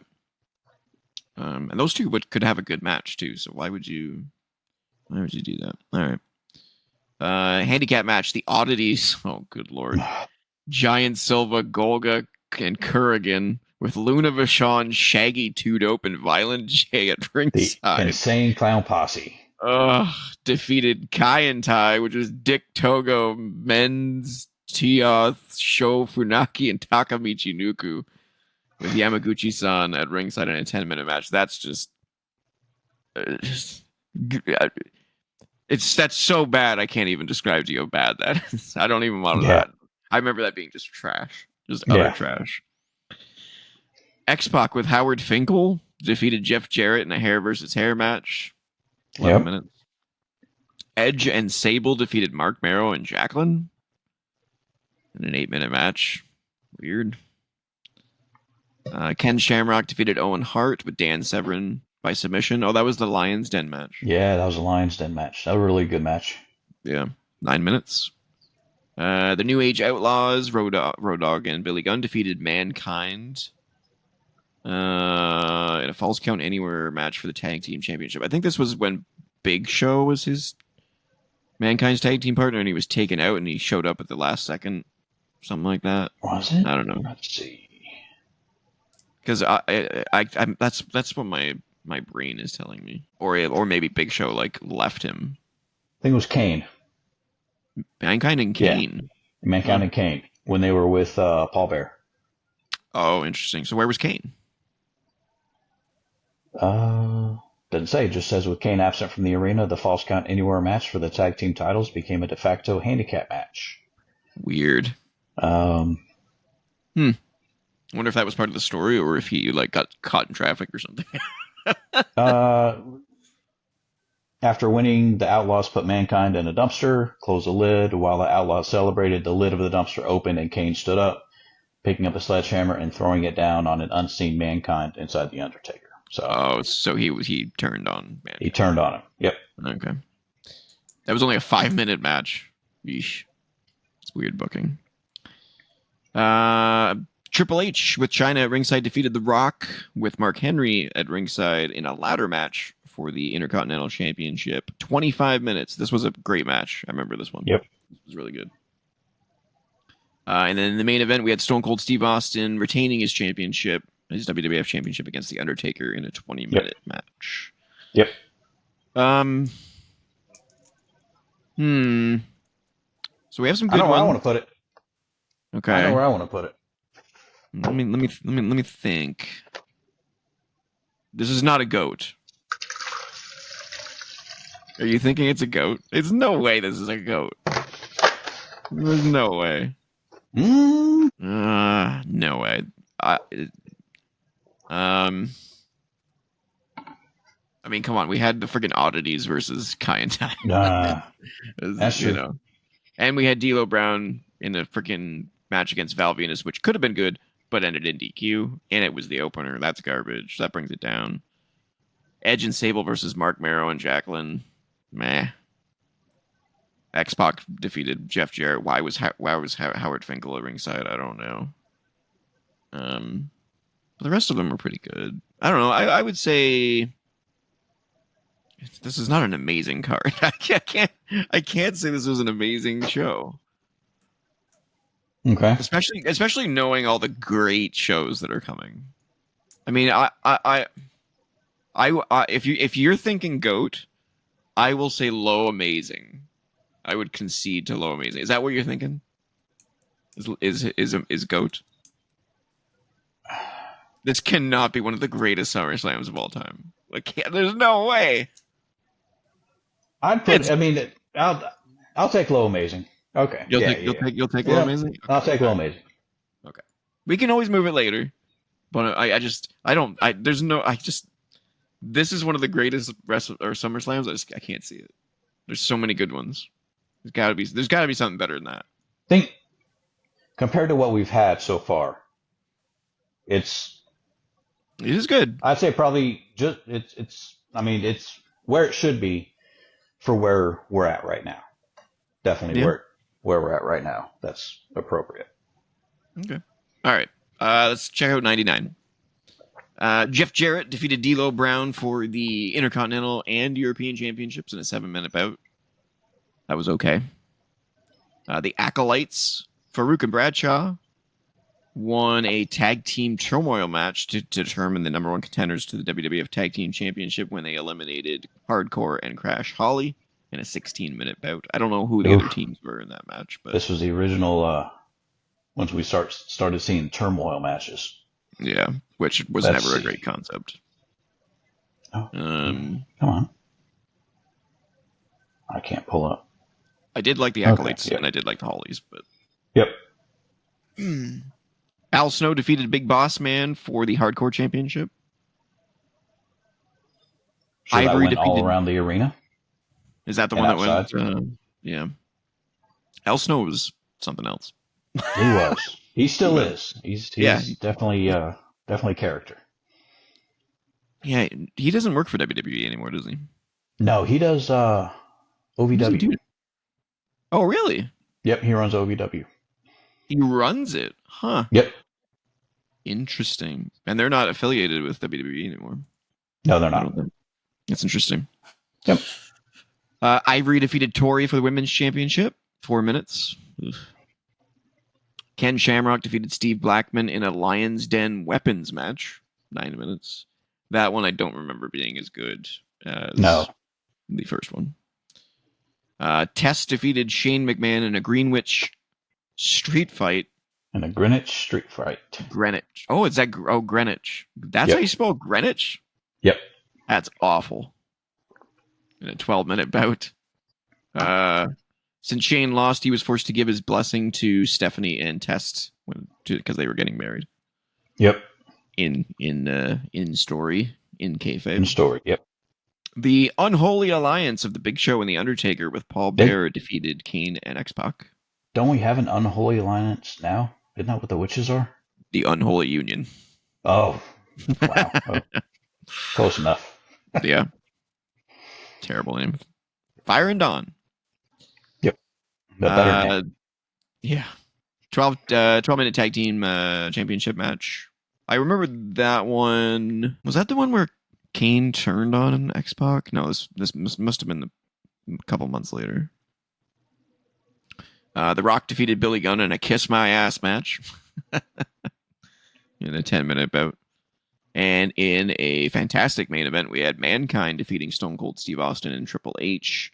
For the WWF Championship in a triple threat match with Jesse Ventura as the special guest referee. If I remember correctly, this is the one where Jesse Ventura had to keep an eye on Chyna because she kept like screwing around and ended up like handcuffing himself to Chyna, something like that. Here we go. Here's the tag team turmoil. Oh yeah, we had Edge and Christian, the New Brood, Midian and Viscera, Draws and Albert. The Acolytes and the Holly Cousins. So the last two teams are the ones that made it to the end. But the first time you see Edge and Christian at SummerSlam, the Hardys, Prince Albert. It's funny, Edge and Christian. The Acolytes. Edge and Christian lasted all the way until the Acolytes. Okay. I don't think this is as good as the last pay-per-view that we just looked at. No. I would say it's at the top. What was 97? 97 was Bret Hart and Undertaker. Yeah. With Shawn as the referee. Yeah. And Stone Cold, maybe one below 97. Yeah. I mean, it was better than 96. Definitely better than 96. If you want to say better than 97, I take it. I would put it right below 97. Oh, I'll agree with you on that. I'll put it right below 97. Okay. Cool. I concede to that. That's fine. All right. 2000. This was when I started watching officially. Was 2000. My dad had convinced me finally to watch it. And I think I rented a VHS tape is how I got into wrestling. I rented WrestleMania 15 or 16, I think it was. Can't remember. And I was like, oh, this is kind of cool. All right. It started off with the right to censor. Steven Richards, Bull Buchanan, and the Good Father defeating Too Cool, Scotty Duhati, Grandmaster Sexay, and Rikishi in a 6-man tag team match, which lasted 5 minutes. X-Pac defeated Road Dogg in a singles match at 4 minutes 31 seconds. I think this was after DX had dissolved. Yep. So that was like a post DX, falling out kind of a match. Eddie Guerrero and Chyna defeated Val Venus and Trish Stratus.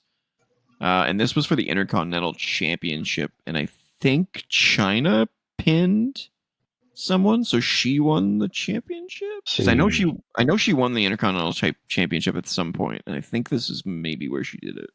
No, she beat Jeff Jarrett for the Intercontinental Championship in the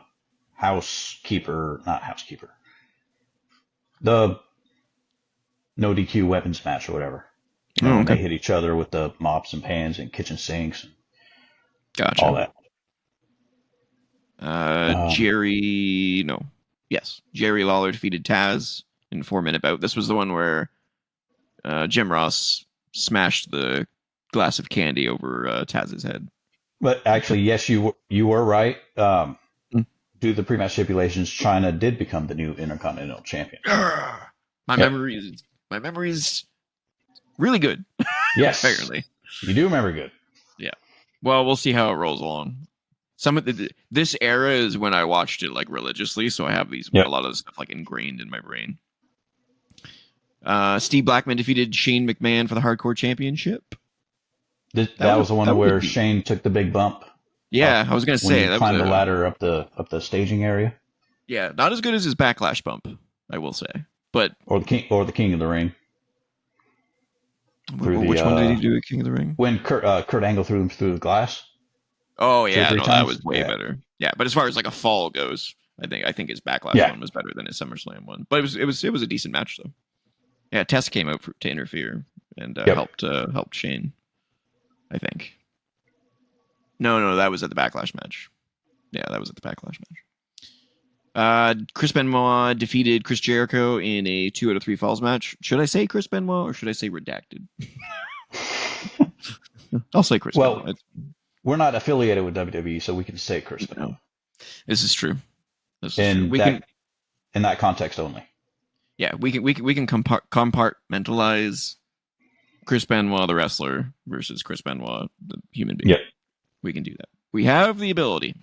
Yep. So that match was fantastic. 13-minute bout. Yep.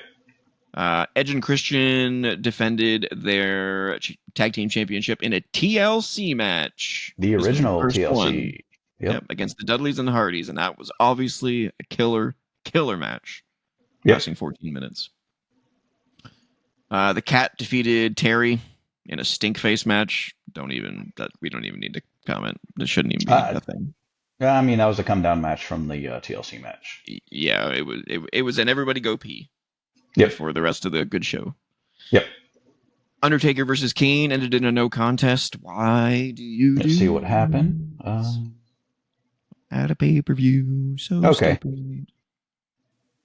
What happened?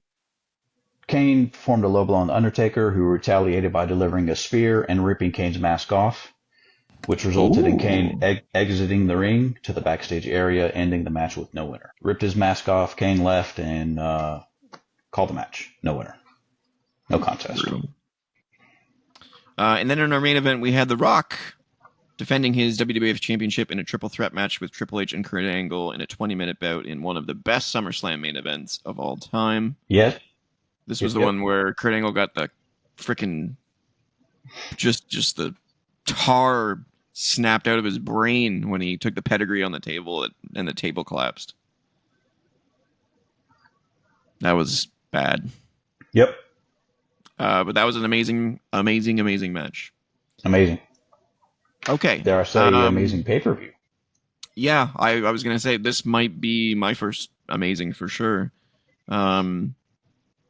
I would say between the Chris Benoit, Chris Jericho match and the TLC match and The Rock, Triple H and Kurt Angle, and even Jerry Lawler and Taz was entertaining. Guerrero in China was really good. Yeah, that was a really good match too. Yeah. Is this our first GOAT? I don't know. I think it could be. I think it could be our first GOAT. I think it could be. I think we should put it there. I think that's a good spot for it. Let's do it. I know it's better than all of them so far. Matches are definitely better than 92. Yeah, definitely. All right, we have our first GOAT. We got our first GOAT. All right, 2001. Let's keep it going. Let's see if we can find another one. Edge. Oh, this was okay. Well, we're gonna go downhill for a minute. This was the post-invasion pay-per-view. Yes. So this was Edge representing WWF defeating Lance Storm, representing the Alliance for the WWF Intercontinental Championship. 11-minute bout. The Dudley Boys and Test for the Alliance defeated the APA and Spike Dudley. That was a hard-hitting one, no doubt. Yeah. I love the clothesline from Hell. Yep. What do you want? That clothesline from Hell's making its rounds on the indies right now. Yeah, JBL. Yeah. Come here. Him? Dante wants to say hi. Do you want to say hi? Hello, Dante. He looks so thrilled. So thrilled. Say hello. Okay. Where were we? X-Pac defended his Cruiserweight Championship and won the Light Heavyweight Championship to merge the two titles against Tajiri in a 7-minute bout. That was the last we ever heard of a Light Heavyweight Championship. I think it was Cruiserweight moving forward after that. Yep, it was a Cruiserweight moving forward. Interesting that they picked the WCW's, name for that instead of their own. I like the name of it better. Cruiserweight versus Light Heavyweight. Yeah. Chris Jericho representing the WWF defeated Rhino, representing the Alliance by submission in a 12-minute bout. Rob Van Dam representing the Alliance, defeated Jeff Hardy for the Hardcore Championship in a ladder match. This was a great match. Yep. 16 minutes. The Brothers of Destruction, Kane and The Undertaker, won and merged the WCW and WWF Tag Team Championships together when they defeated Diamond Dallas Page and Chris Kanyon. Not a great feud. I do remember that very clearly. Did not go well. Yeah. 10-minute match. Kurt Angle, representing the WWF, defeated Stone Cold Steve Austin, representing the Alliance by DQ for the WWF Championship. So Stone Cold remained champion in a 22-minute bout. And in the main event, The Rock defeated Booker T for the WCW Championship in a 15-minute bout. Well, I can tell you right off the bat, this is not a GOAT. No. But I wouldn't say it's bad, though. I'll go one further and say it's not amazing or good. Ooh. I would say it's better than 91 and 94 or 90, though. It's fine. Would you? Yeah. I think there's some... I mean, the Rob Van Dam, Jeff Hardy match is great. The Dudley Boys APA match was great. Yeah. Edge versus Lance Storm was pretty good. Rock and Booker T was better than people give it credit for. Yeah, I'd say it's. I'd probably put it in good, but I think at the very least it's the top of fine. If you want to put it in good, you can put it in good. If you don't want to put it in good, I'm okay with putting it at the top of fine. I would concede. I would meet you in the middle. Unless you're good at putting it at the low end of good. Yeah. I'll put it in low end of good. Low end of good? All right. Yep. Low end of good it is. All right, let's move on. I got to pull up more here. 2002, 2003, 2004, 2005. There we go. 2002. Kicked off with Kurt Angle defeating Rey Mysterio by submission in a 9-minute classic opener.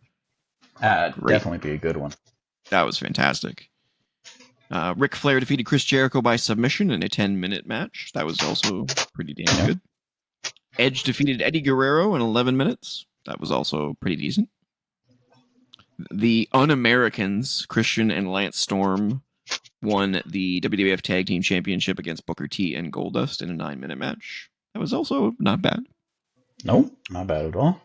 Rob Van Dam defeated Chris Benoit for the Intercontinental Championship in a 16-minute bout. That was also Very pretty good. The Undertaker defeated Test in 8 minutes. Not sure. I don't remember that one at all, actually. I don't remember the story going into that one. If that was when... No, that wasn't the Darkness, the Ministry of Darkness. That was we're way past that. This way is past badass that, Undertaker. Yeah. Shawn Michaels returned to defeat Triple H in an unsanctioned street fight. Obviously, an all-time classic. Yep. And then we had Brock Lesnar defeating The Rock for the WWE Undisputed Championship in a 15-minute bout. Man, this is a solid show. To become, at that time, the youngest world champion of all time. Youngest champion, yeah. Until Orton later on. Yep. Like a year later, probably, actually. Maybe a year or two later. I thought this was a great show. I don't think it's amazing. There's just a lot of like good stuff in here. Oh. Although Shawn Michaels and Triple H is amazing. Maybe it's low amazing. Easy for me. Stay at low amazing at least. Yeah. Low amazing. All right. Yeah. We're in agreement. Low Edge amazing. and Eddie. Yeah. I mean, you had a solid on Kurt and Ray. Yeah. Yeah. Easy. Amazing. Easy low amazing. All right. 2003. Kicked off with La Resistance, Rene Dupree and Sylvain Grenier. Can I just say that I would give the cover art of this one an amazing, by the way? Oh, is this the one with Sable? It is. That's funny. Rene Dupree and Sylvain Grenier defending their World Tag Team Championship against the Dudley Boys. It was okay. Undertaker defeated A-Train in a singles match, 9 minutes. It's okay. Shane McMahon defeated Eric Bischoff in a Falls Count Anywhere match at 10 minutes. That had to be some kind of a... Yeah, I have no clue. Interference. I don't remember that one. Jonathan Coachman got involved. Stone Cold came out and stunned Coachman and Bischoff. And Shane did one of his crazy bumps on the Bischoff. Meh. Doesn't sound amazing. Sounds okay. No. Eddie Guerrero defended his United States Championship against Chris Benoit, Rhino, and Tajiri in a fatal 4-way match. Sure, that was good. Yeah, I'm sure that was really good. Kurt Angle defended his WWE Championship against Brock Lesnar, winning by submission. I don't remember that match for some reason. I don't remember that one as much as the one at WrestleMania. Yeah, the one at WrestleMania and the one on SmackDown, the Iron Man match. Yeah. I don't remember this one as much. Interesting. Kane defeated Rob Van Dam in a no-holds-barred match at 12 minutes. I think this was when Kane was demasked or unmasked. I think he was just like unmasked before this. Yeah. And it led to this match. Pretty sure. And then in the main event was the first ever Elimination Chamber match. Triple H. Oh no, it wasn't the first one. No, it was the second one. Pretty sure it was the second one. Triple H retained his championship against Goldberg, Chris Jericho, Shawn Michaels, Randy Orton, and Kevin Nash in a 19-minute bout. This match, I don't remember that one being a good one because it ended like shit. Yeah. Everything up until Goldberg coming out was pretty good. As soon as Goldberg came out, it was like... Okay, Bret Hart. Yeah. But I have nothing against Goldberg, but it's not Goldberg that ruined the match. It was... No. It was Triple H using a hammer on him and cheating to win. Yeah. everyone was over all of the shenanigans at that point, and it Yep. was just boring and stupid. It was a bad ending. And this All run of right. Goldberg was not good. Yeah, no, that was a bad Goldberg run, and this is the only time Goldberg will be on this list for a long time, I think. Okay, yeah, and this one's not great. This one's not great. This one's fine, in my opinion. You know, I'm probably being generous, actually. Kurt Angle versus Brock Lesnar, we forgot about, so it couldn't have been that great. I'm sure it was good, but it couldn't have been amazing. When the highlight of the show is a match that you don't remember, you know, I would put it at like, man, actually. Do we have our first bad? Yeah, I'm wondering. This might be just a bad show. Like, there's one match on here that's really good, and it even that really good match is not something that we even remember anything about. That's not something you want. Wade Keller gave it 4.5 out of 5 stars.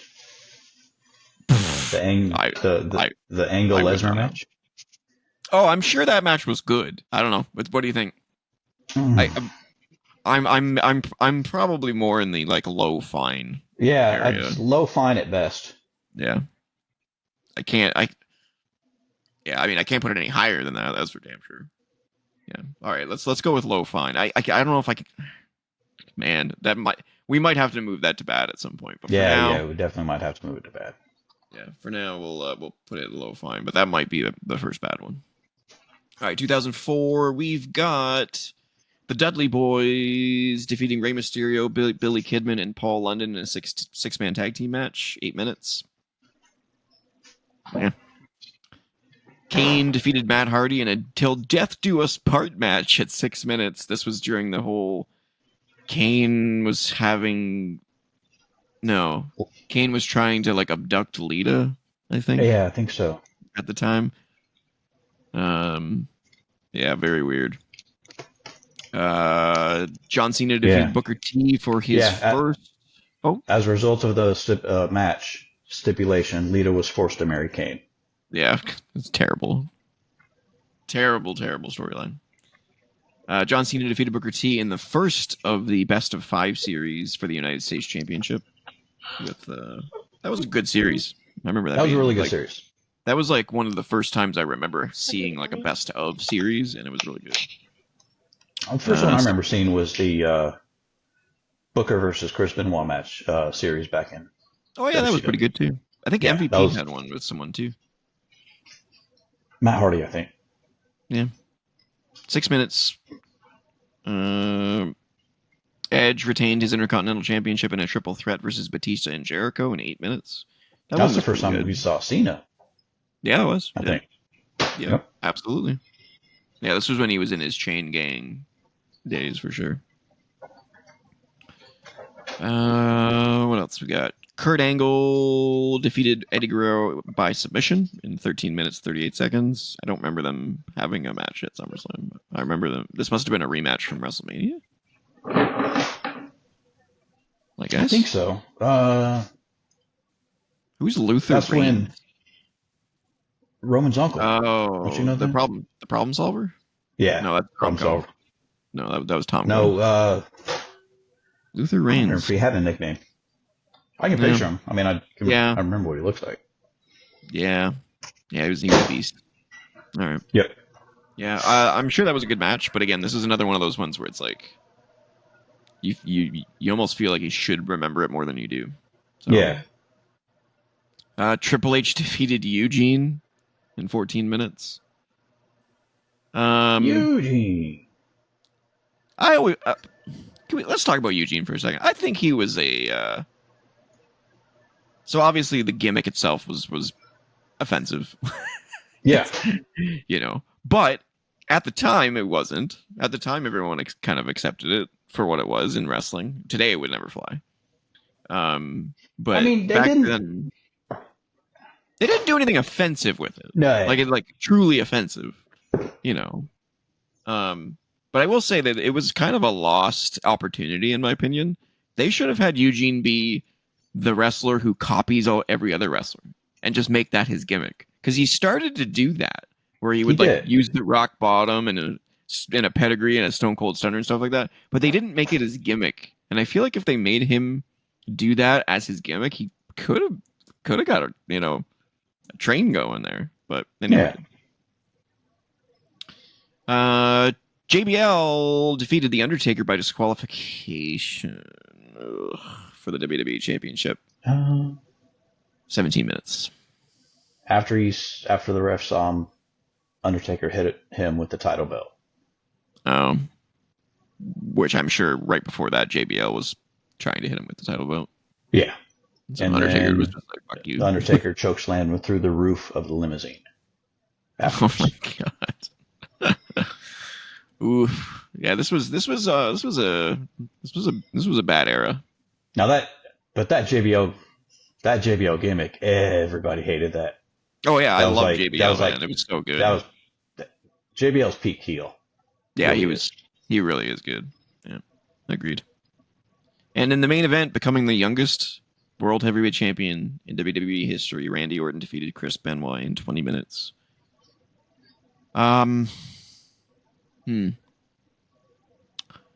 Yeah, this show was not great either. It's fine. I don't see anything that's like... I mean, first of all, ending a championship match in a disqualification is just stupid at a pay-per-view, so I hate that. It's hard to talk about Randy Orton versus Chris Benoit. It sucks that the youngest world champion in history won his title against Chris Benoit. Yeah. Edge defeating Batista and Jericho in a triple threat was pretty decent. I don't remember Angle versus Eddie at all. No. I don't even remember Luther Reigns being in Kurt Angle's corner at any point in his career. I do. Yeah? Yeah. I mean, Triple H versus Eugene. Dudley's against Rey Mysterio, Billy Kidman, and Paul London. Yeah. Just a thrown together nothing match, basically. I'd put this at the top of fine. It's fine. Yeah. It's fine. It doesn't do anything, No. It's not bad, but it doesn't do anything. All right. It's fine. And that was in Toronto. Yeah, I did not go to that one. I went to Raw at some point before this. All right, 90. We're not in the 90s. If we're in the 90s, we're screwed. 2005, Chris Benoit defeated Orlando Jordan by submission for the United States Championship in 25 seconds. Sure. I mean, that's makes sense to me between those two. Yeah, makes sense to me. Edge defeated Matt Hardy by technical knockout in 4 minutes. This was the post Edge cheated, or Lita cheated on Matt Hardy with Edge match, with Matt Hardy coming back. I rewatched this recently because I remember it being worse, like more brutal than than it actually was. Right. I remember it being like they just knocked the absolute piss out of each other, but yeah, that's kind of what I remembered as. Yeah, but it wasn't as good as I remember. It was only 4 minutes, and it wasn't much. I feel like they had another match that was better, but I don't remember specifically what it was. Yeah. Rey Mysterio defeated Eddie Guerrero in a ladder match for custody of Dominic in a classic 20-minute match. Yeah, that was a good one. That was fun. Yeah, it was a really good one. Kurt Angle defeated Eugene by submission in 4 minutes. Sure. Randy Orton defeated The Undertaker in a rematch from WrestleMania, I'm assuming, in 17 minutes. Sure, that was pretty good. Yep. John Cena defended his WWE Championship against Chris Jericho. Won by pinfall, 14 minutes. I believe that one was really good, too. Yep. Really good one. Batista defended his World Heavyweight Championship against JBL in a no-holds-barred match in 9 minutes. I don't remember that one, but I'm sure it was decent because those two had some pretty good matches. Yep. And then Batista bombed to the steel steps to win the match. Oh, yeah, that's right. Yeah. That's right. And in the main event, in one of the most controversial matches of all time, Hulk Hogan defeated Shawn Michaels via pinfall in a 21-minute confusing match, with Shawn Michaels overselling everything. Everything.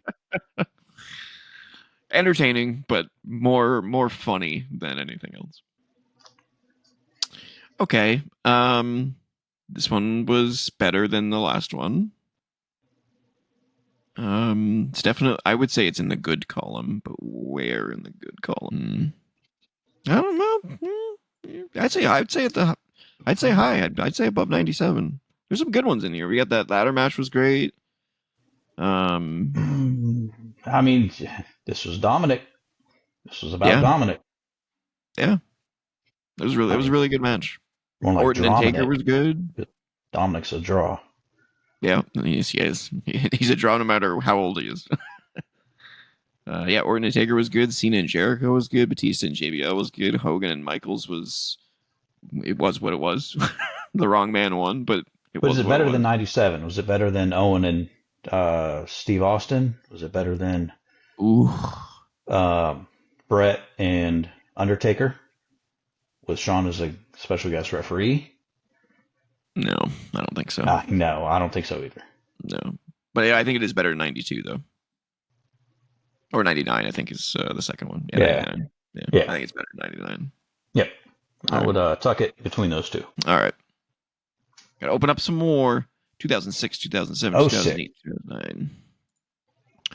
06. This is the return of DX, if I remember correctly. This one. Yep. All right, we started off with Chavo defeating Rey Mysterio in 11 minutes. I think this was when his dad first helped him. Chavo Sr., pretty sure. Came out and at the last second and helped him, I think. I think this was his debut. I think they called him Chavo Classic. Chavo Classic, that's right. Chavo Classic. Chavo Classic. Oh, good Lord. That's funny.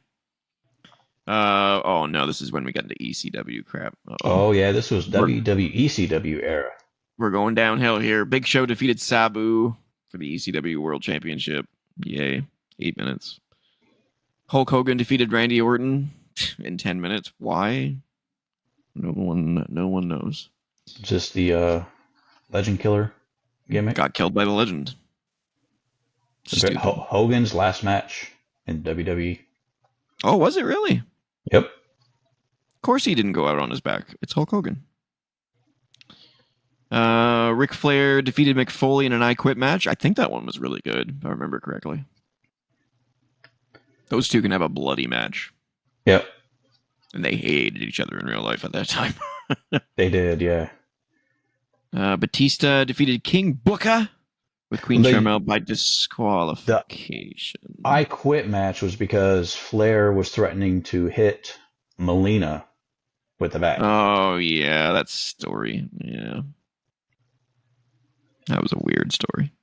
Yep. Ric Flair, Mick Foley, and Melina. Yep. Weird. Yeah, Batista defeated King Booker by disqualification for the world title. So King Booker kept his title 10 minutes. As I will always say, a title match, being decided by DQ is stupid. It is.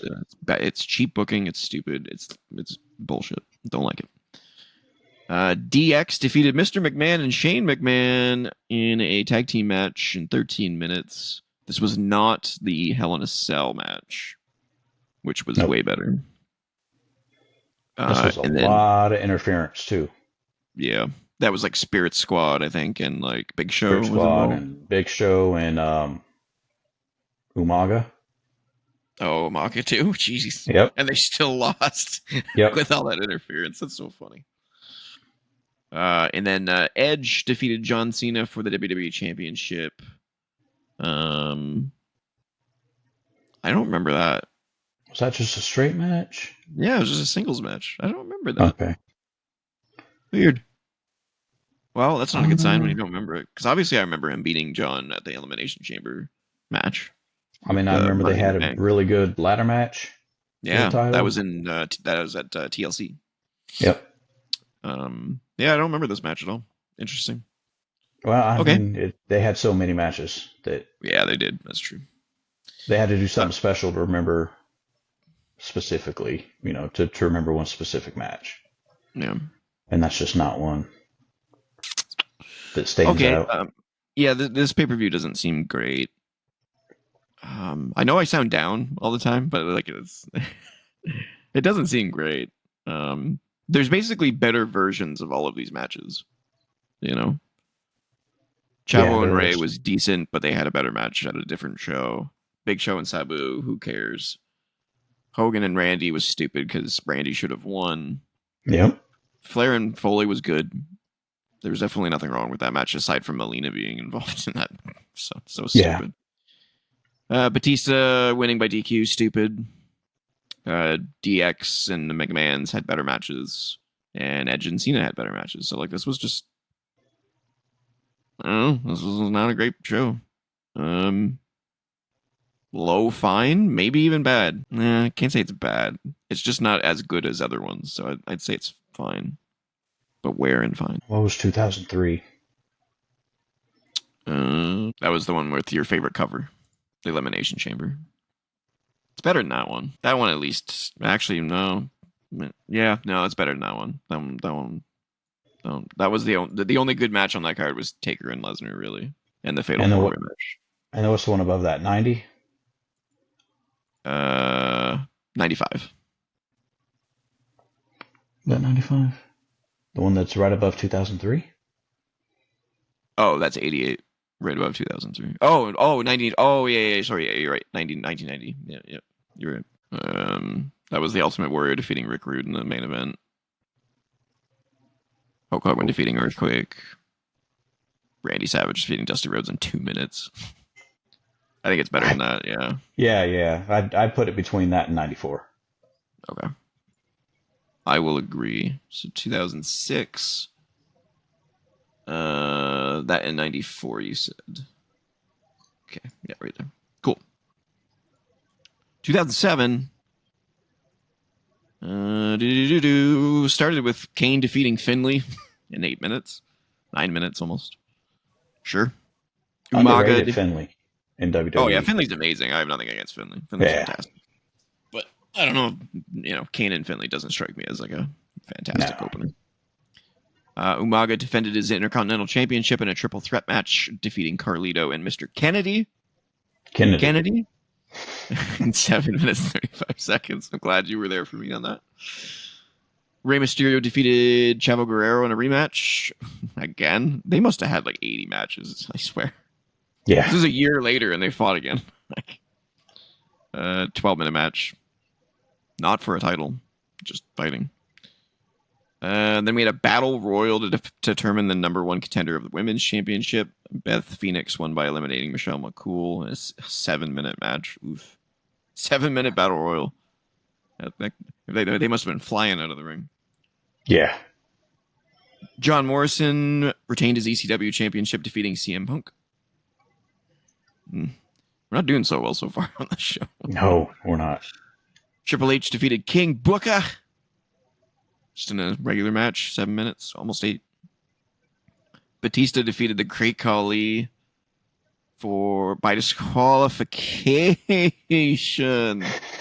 The World Heavyweight Championship. What is with Batista and getting screwed in 6 minutes? And then we had John Cena retaining his WWE Championship against Randy Orton. This might be our first bad. It might even be trash, actually. High level trash. It's either bad or high level trash. What is defensible at this show? John Cena Randy Orton was probably good. Umaga in his triple threat match was probably good.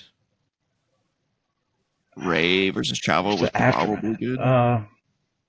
Literally none of this is memorable, though. I don't remember any of this. The only thing I remember about this pay-per-view, looking at this card, is that Triple H defeating King Booker was when Triple H returned from injury. This was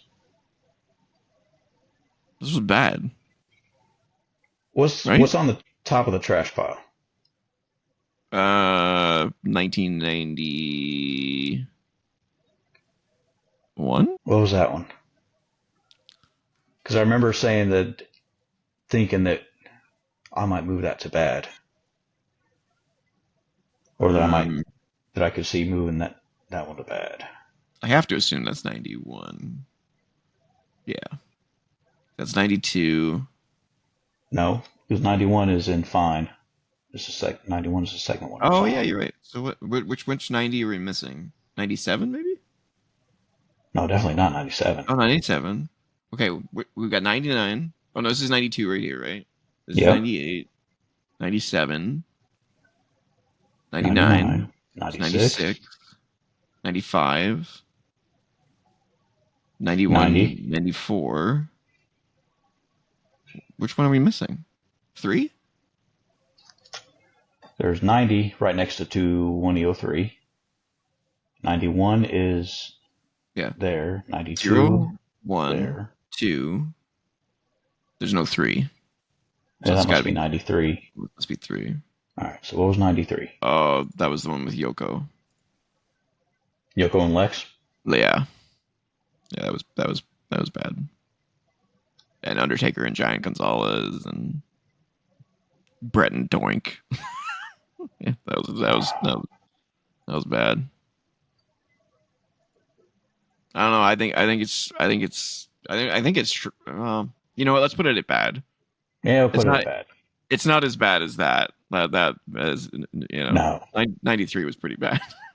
Yeah. All right. What would you like? Would you like? Would you like some candy? No. I don't know what you want. He wants to talk. That's all he wants to do. Come here. Come here. Okay. We're just talking. Oh, jeez. All right. Let's move. What were we on? 2007? No, we're on 2008. Come here. Oi. Silly cat. All right. 2008. Started off with MVP defeating Jeff Hardy by pinfall in a 10-minute match. Just cause. Then we had a mixed tag team match for both the Intercontinental and Women's Championship. It was Santino Marella and Beth Phoenix defeating Kofi Kingston and Mickie James. So Santino became Intercontinental Champion and Beth became Women's Champion, I guess. In a 5-minute bout. Oof. Matt Hardy defeated Mark Henry by DQ in 33 By DQ. seconds. Let's see. Tony Atlas pulled Hardy out of the ring and assaulted him. This forced the referee to call for a DQ with Hardy as the winner. Someone must have been injured in that match, and they couldn't do it. That's my only thought on that one. Like, why would you advertise it and then just not do it? Might have been when the Hardys reunited. Maybe. Because as Atlas was assaulting Matt outside, Jeff Hardy came down to his brother Zayd and delivered a swanton bomb to Atlas from the ring apron.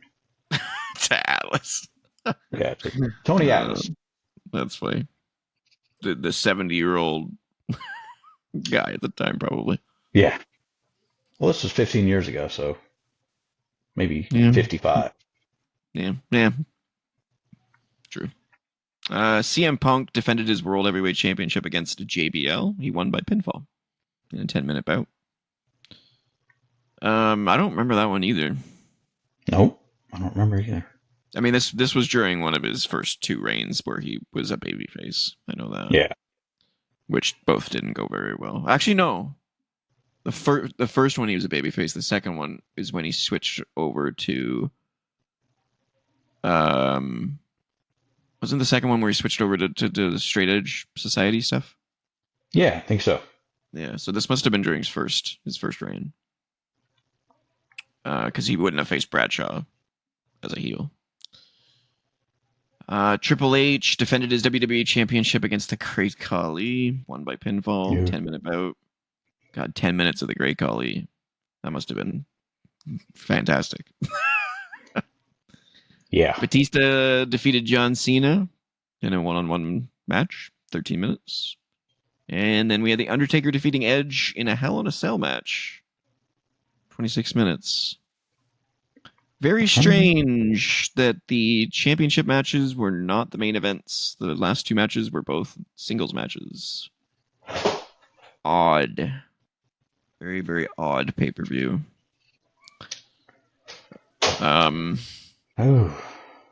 I don't remember almost any of this. Me neither. That's not a good sign. No. Why was Edge and Undertaker in a Hell in a Cell match without a title? That is weird. Yeah. I don't understand that. I don't get it. Oh, and okay, I do remember Batista defeating John Cena. This was the match where John Cena broke his neck, I think, with the power bomb off the top rope. Pretty sure. It doesn't say anything about it. Doesn't say It anything doesn't. about Cena getting hurt. When did he break his neck against Batista? No, it does. Yeah, SummerSlam 2008. I don't know why it's not in the article, but yeah, he broke his neck in that match. Yeah, he Cena jumped off the top turnbuckle to do his stupid leg drop thing, and Batista caught him and did the Batista bomb and broke his neck. Okay. So that's really what this show is notable for me. So it's not a good show.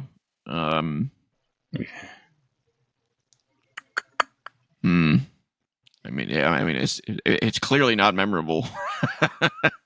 Are you thinking bad, or are you putting it fine? I mean, it's not fine because I don't remember any of it. If I could remember anything from it, I would say it's fine, but it clearly is not. I'd say it's bad too. Top of the bad or bottom of the bad? Was it better than 2007? What was 2007 was so forgettable. I can't even remember it already. Oh God, this was bad. This was bad too. I would say it's worse than 2007. 2007 at least had a couple of good bouts in there, like the triple threat match. Triple H versus Booker was good. Cena versus Orton, I'm sure was decent. And the return of Ray and Triple H. Yeah, I would say this is worse than 2007.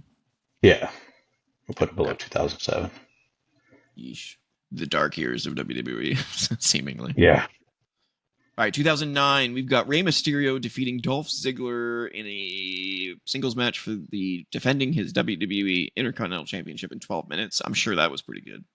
Rey and Dolph could probably have a really good, strong match. Good opener. MVP defeated Jack Swagger by pinfall in 8 minutes. Yeah. Chris Jericho and Big Show, otherwise known as Jeri-Show, defended their unified tag team championship against Crime Time. Meh. JTG and Justin Gaspard. Rest in peace. The hero. The hero, Dan. Not a hero. Kane defeated the Great Khali. Oof. Oh my God, that was a 10-minute match. Oh, oof. That's painful. That poor crowd. DX defeated the Legacy, which they should have. It was a baby Cody Rhodes and a baby Ted DiBiase Jr. Yep. And it still somehow lasted 20 minutes. Okay. Maybe that's Christian... what started the whole Cody hating Triple H. Yeah, definitely. Definitely. What made him think to break the throne with a sledgehammer? Break that throne. At, what was it, Double or Nothing? Christian defended his ECW championship against William Regal. Because reasons. In 8 seconds? 8 seconds? What? Let's take a look at that. They were just pooping all over the ECW title. They're like, no one cares. Wow, I just scrolled past the description of it. No wonder. That's how freaking short it was. As Regal was removing his coat, Christian executed the kill switch to retain the title. Oh my God. Okay. Sure. That's worthy of a pay-per-view. And Randy Orton defended his WWE Championship against John Cena. Another Orton versus Cena match? No way. 2 years in a row. Almost 3 years in a row. 20 minutes, 38 seconds. And then the main event, we had CM Punk versus Jeff Hardy. CM Punk winning the TLC match against Jeff Hardy for the World Championship. This was definitely when they were doing the starting the Straight Edge Society. Or it may have been like full on at that time. I'm not sure. 21 minutes. I remember that being a great match, though. Okay. Definitely a better show, but still not great. And then, as he was celebrating, the lights went out and the Undertaker appeared, performing a To chokeslam challenge on Punk. Punk. That's right. Yeah. Yeah, definitely a better show, but not great. I'd say this is it's in the fine category. I would say it's probably better than 2006. I'd say it's between 2006 and 94. Because I'll 2006 take was it. the one. Yeah, 2006 was the one that was completely forgettable, but it was fine. Yeah. And 94 was better. So I think that's a good. All right, we're moving. We're cruising. 2010 incoming. Only 2010. 15 more to go. Yeah, we're getting there. We're at 2 hours, so hopefully your daughter doesn't start screaming at No, you. no. Okay. All right, moving on. She's good. She's in her room now. Okay.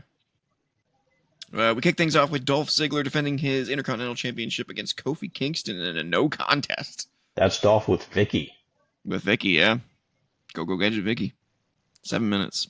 No contest. That's not how you start a pay-per-view. They could have gone further. Dolph can go. Kofi. Yeah, This was when I liked Kofi. Not that I don't like Kofi now, but I like Kofi before New Day. Pre-New Day. Melina defeated Alicia Fox for the Divas Championship in 5 minutes. Sure. Okay. Big Show defeated the Straight Edge Society alone in a handicap match. He defeated CM Punk, Joey Mercury, and Luke Gallows in 6 minutes. With Serena. That's stupid, but okay.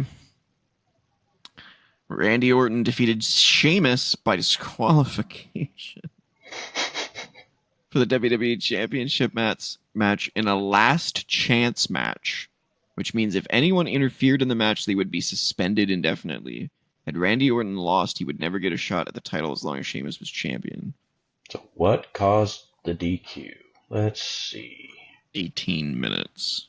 So Sheamus performed a bro kick on Orton. Sheamus retrieved a steel chair and followed the referee over the chair, resulting in Orton winning by DQ. After the match, Orton attacked Sheamus with a low blow and performed an RKO on the broadcast table. So you call it a last chance match. So Randy Orton wins, but he doesn't get the title. But he doesn't lose, so he does get another shot at the title. Wow. That is some complicated, stupid booking. That is brutal. Yes. Unreal. Okay. Probably a good match, though, until the ending.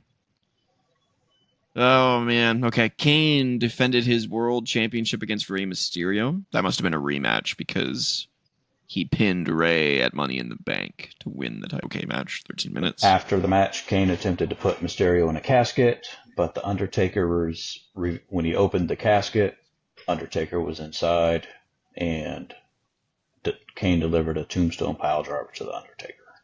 Interesting. Okay. And then the main event, strangely, was a 7-on-7 elimination tag team match. Team WWE versus The Nexus.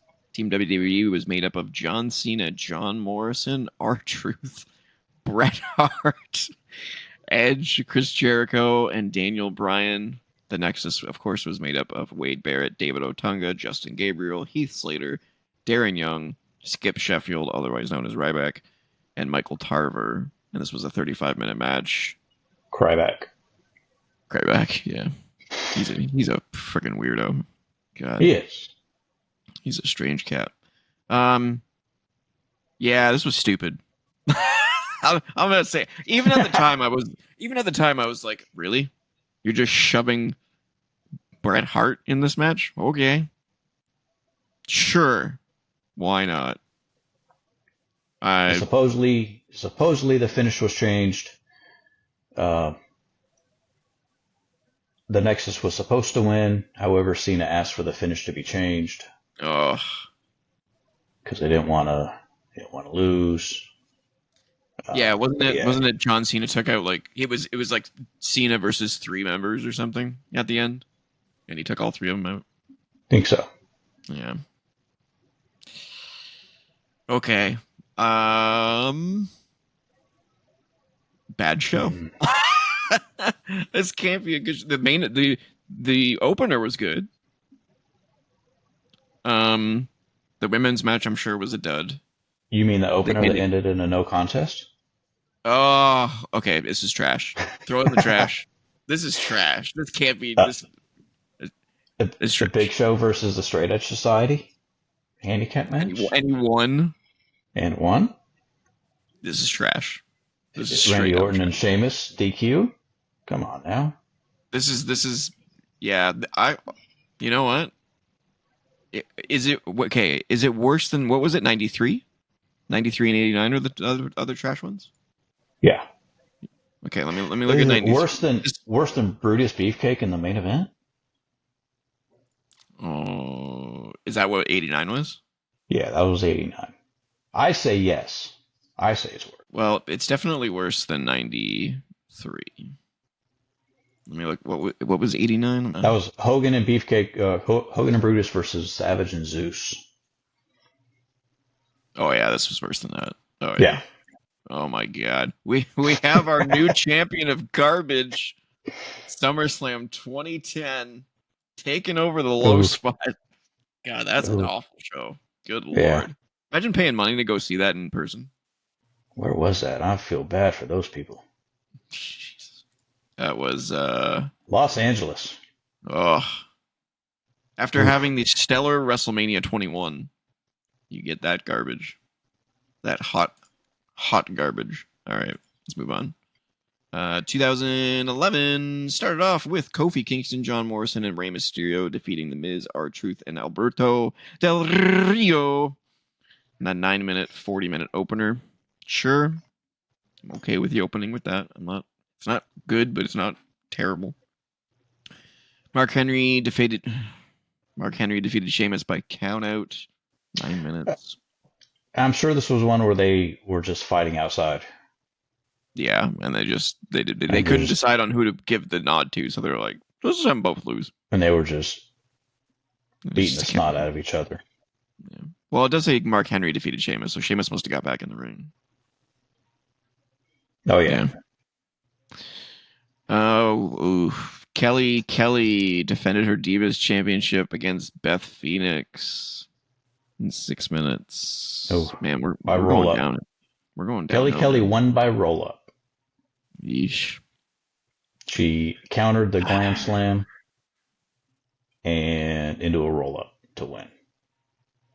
It's freaking Kelly, guys. What's going on? Yeah. What was happening back then?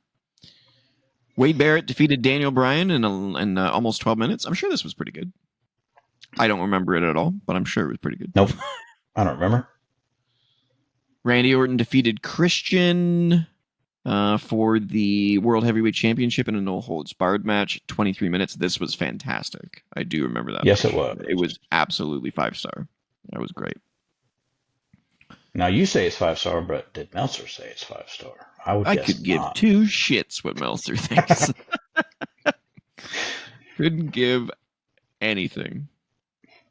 We had CM Punk versus John Cena for the undisputed WWE Championship. This was when Punk was coming back from his quitting after Money in the Bank. And CM Punk defeated John Cena. However, after the match, fucking Kevin Nash comes out of the crowd. Of all people. Jackknife powerbombs Punk. And then Del Rio comes out, cashes in, and wins the WWE Championship from Punk. And then we got one of the worst storylines that Punk's ever been in. Which they had to end because Kevin Nash got hurt, I think. Yeah, I'm pretty sure. Yeah. I mean, I don't know exactly, but I mean, just a prediction that Kevin Nash got hurt isn't a bad bet. No, it's not. Also, this match between Punk and Cena sucked. I remember it was pretty bad because nothing could live up to the hype of the Money in the Bank match, and everyone kind of knew that Punk was going to win. The real story of that match was what happened afterwards. Yep. So, okay. Well, this one was better. Orton and Christian was fantastic. but I do not remember any of the other matches aside from Punk and Cena, which wasn't great. But you had Orton and Christian in there, so it wasn't bad. I think we're in the fine category again. You think fine? Fair? Yeah. It's not good. Because I don't remember anything. Except for those two matches. I don't know, what do you think? I'm thinking like... I think mid to high fine. Yeah, it's definitely better in 2009. Yeah. I think it's better than 94. I'd put it above 94. Yeah. I'd put it between 94 and 91. 91 was better. I think. Yep. We good with that? Good spot for it. Yeah, well, yeah, for sure. All right. We're almost to the end here. We're coming up. I'm good. Why do I not have 2012 pulled up? I missed it. All right, 2012, the year we were all supposed to die. Started off with Chris Jericho defeating Dolph Ziggler by submission, 13 minutes. I'm sure that was good. Good opener. Yep. Daniel Bryan defeated Kane in 8 minutes. Was this what started their like Team Hell No stuff? I think so. It's been right after that. Yep. No. Yeah. After this was leading to the formation of Team Hell No. Cool. So that's kind of. I'm sure the match was meh, but like, you know, that's a seminal starting point for something that was cool. Yep. The Miz retained his Intercontinental Championship against Rey Mysterio in 9 minutes. I'm sure it was okay. Sheamus retained his World Heavyweight Championship against Alberto Del Rio by pinfall in 11 minutes. Those two were not like super hot at the time. No. So I don't think that was going to be great. Kofi and R-Truth defended their tag team championship against the Primetime Players. Millions of dollars. What happened to Darren Young, man? I feel like I don't know if he's still active, but I know he did some work in New Japan. Oh, okay. I feel like he was a lost opportunity to be like promoted as like the first gay wrestler, openly gay wrestler. You know what I mean? Because they did something really good too. Yeah, he was really good. But like, you know, that's a thing you need to take advantage of right there. Yeah. Especially as a company, like how did they not recognize like that? Yep. Maybe they recognize that a lot of their audience is not as progressive. But I mean, they do progressive stuff all the time. But who knows? They do. Yeah. I always thought it was a missed opportunity. Oh, maybe he didn't want to play that up though. Maybe that's always possible. CM Punk defended his WWE Championship in a triple threat against Big Show and John Cena. That one was okay. I remember that one at least. This is when AJ Lee was the GM. Yeah, she wasn't involved, I don't think. Like she wasn't like. Oh no! No.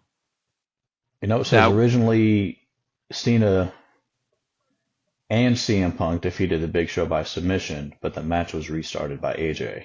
It's amazing how much they protected Cena back then. It was. It was kind of sad, honestly. Yeah, Vince had it on for John Cena, that's for sure. Yep.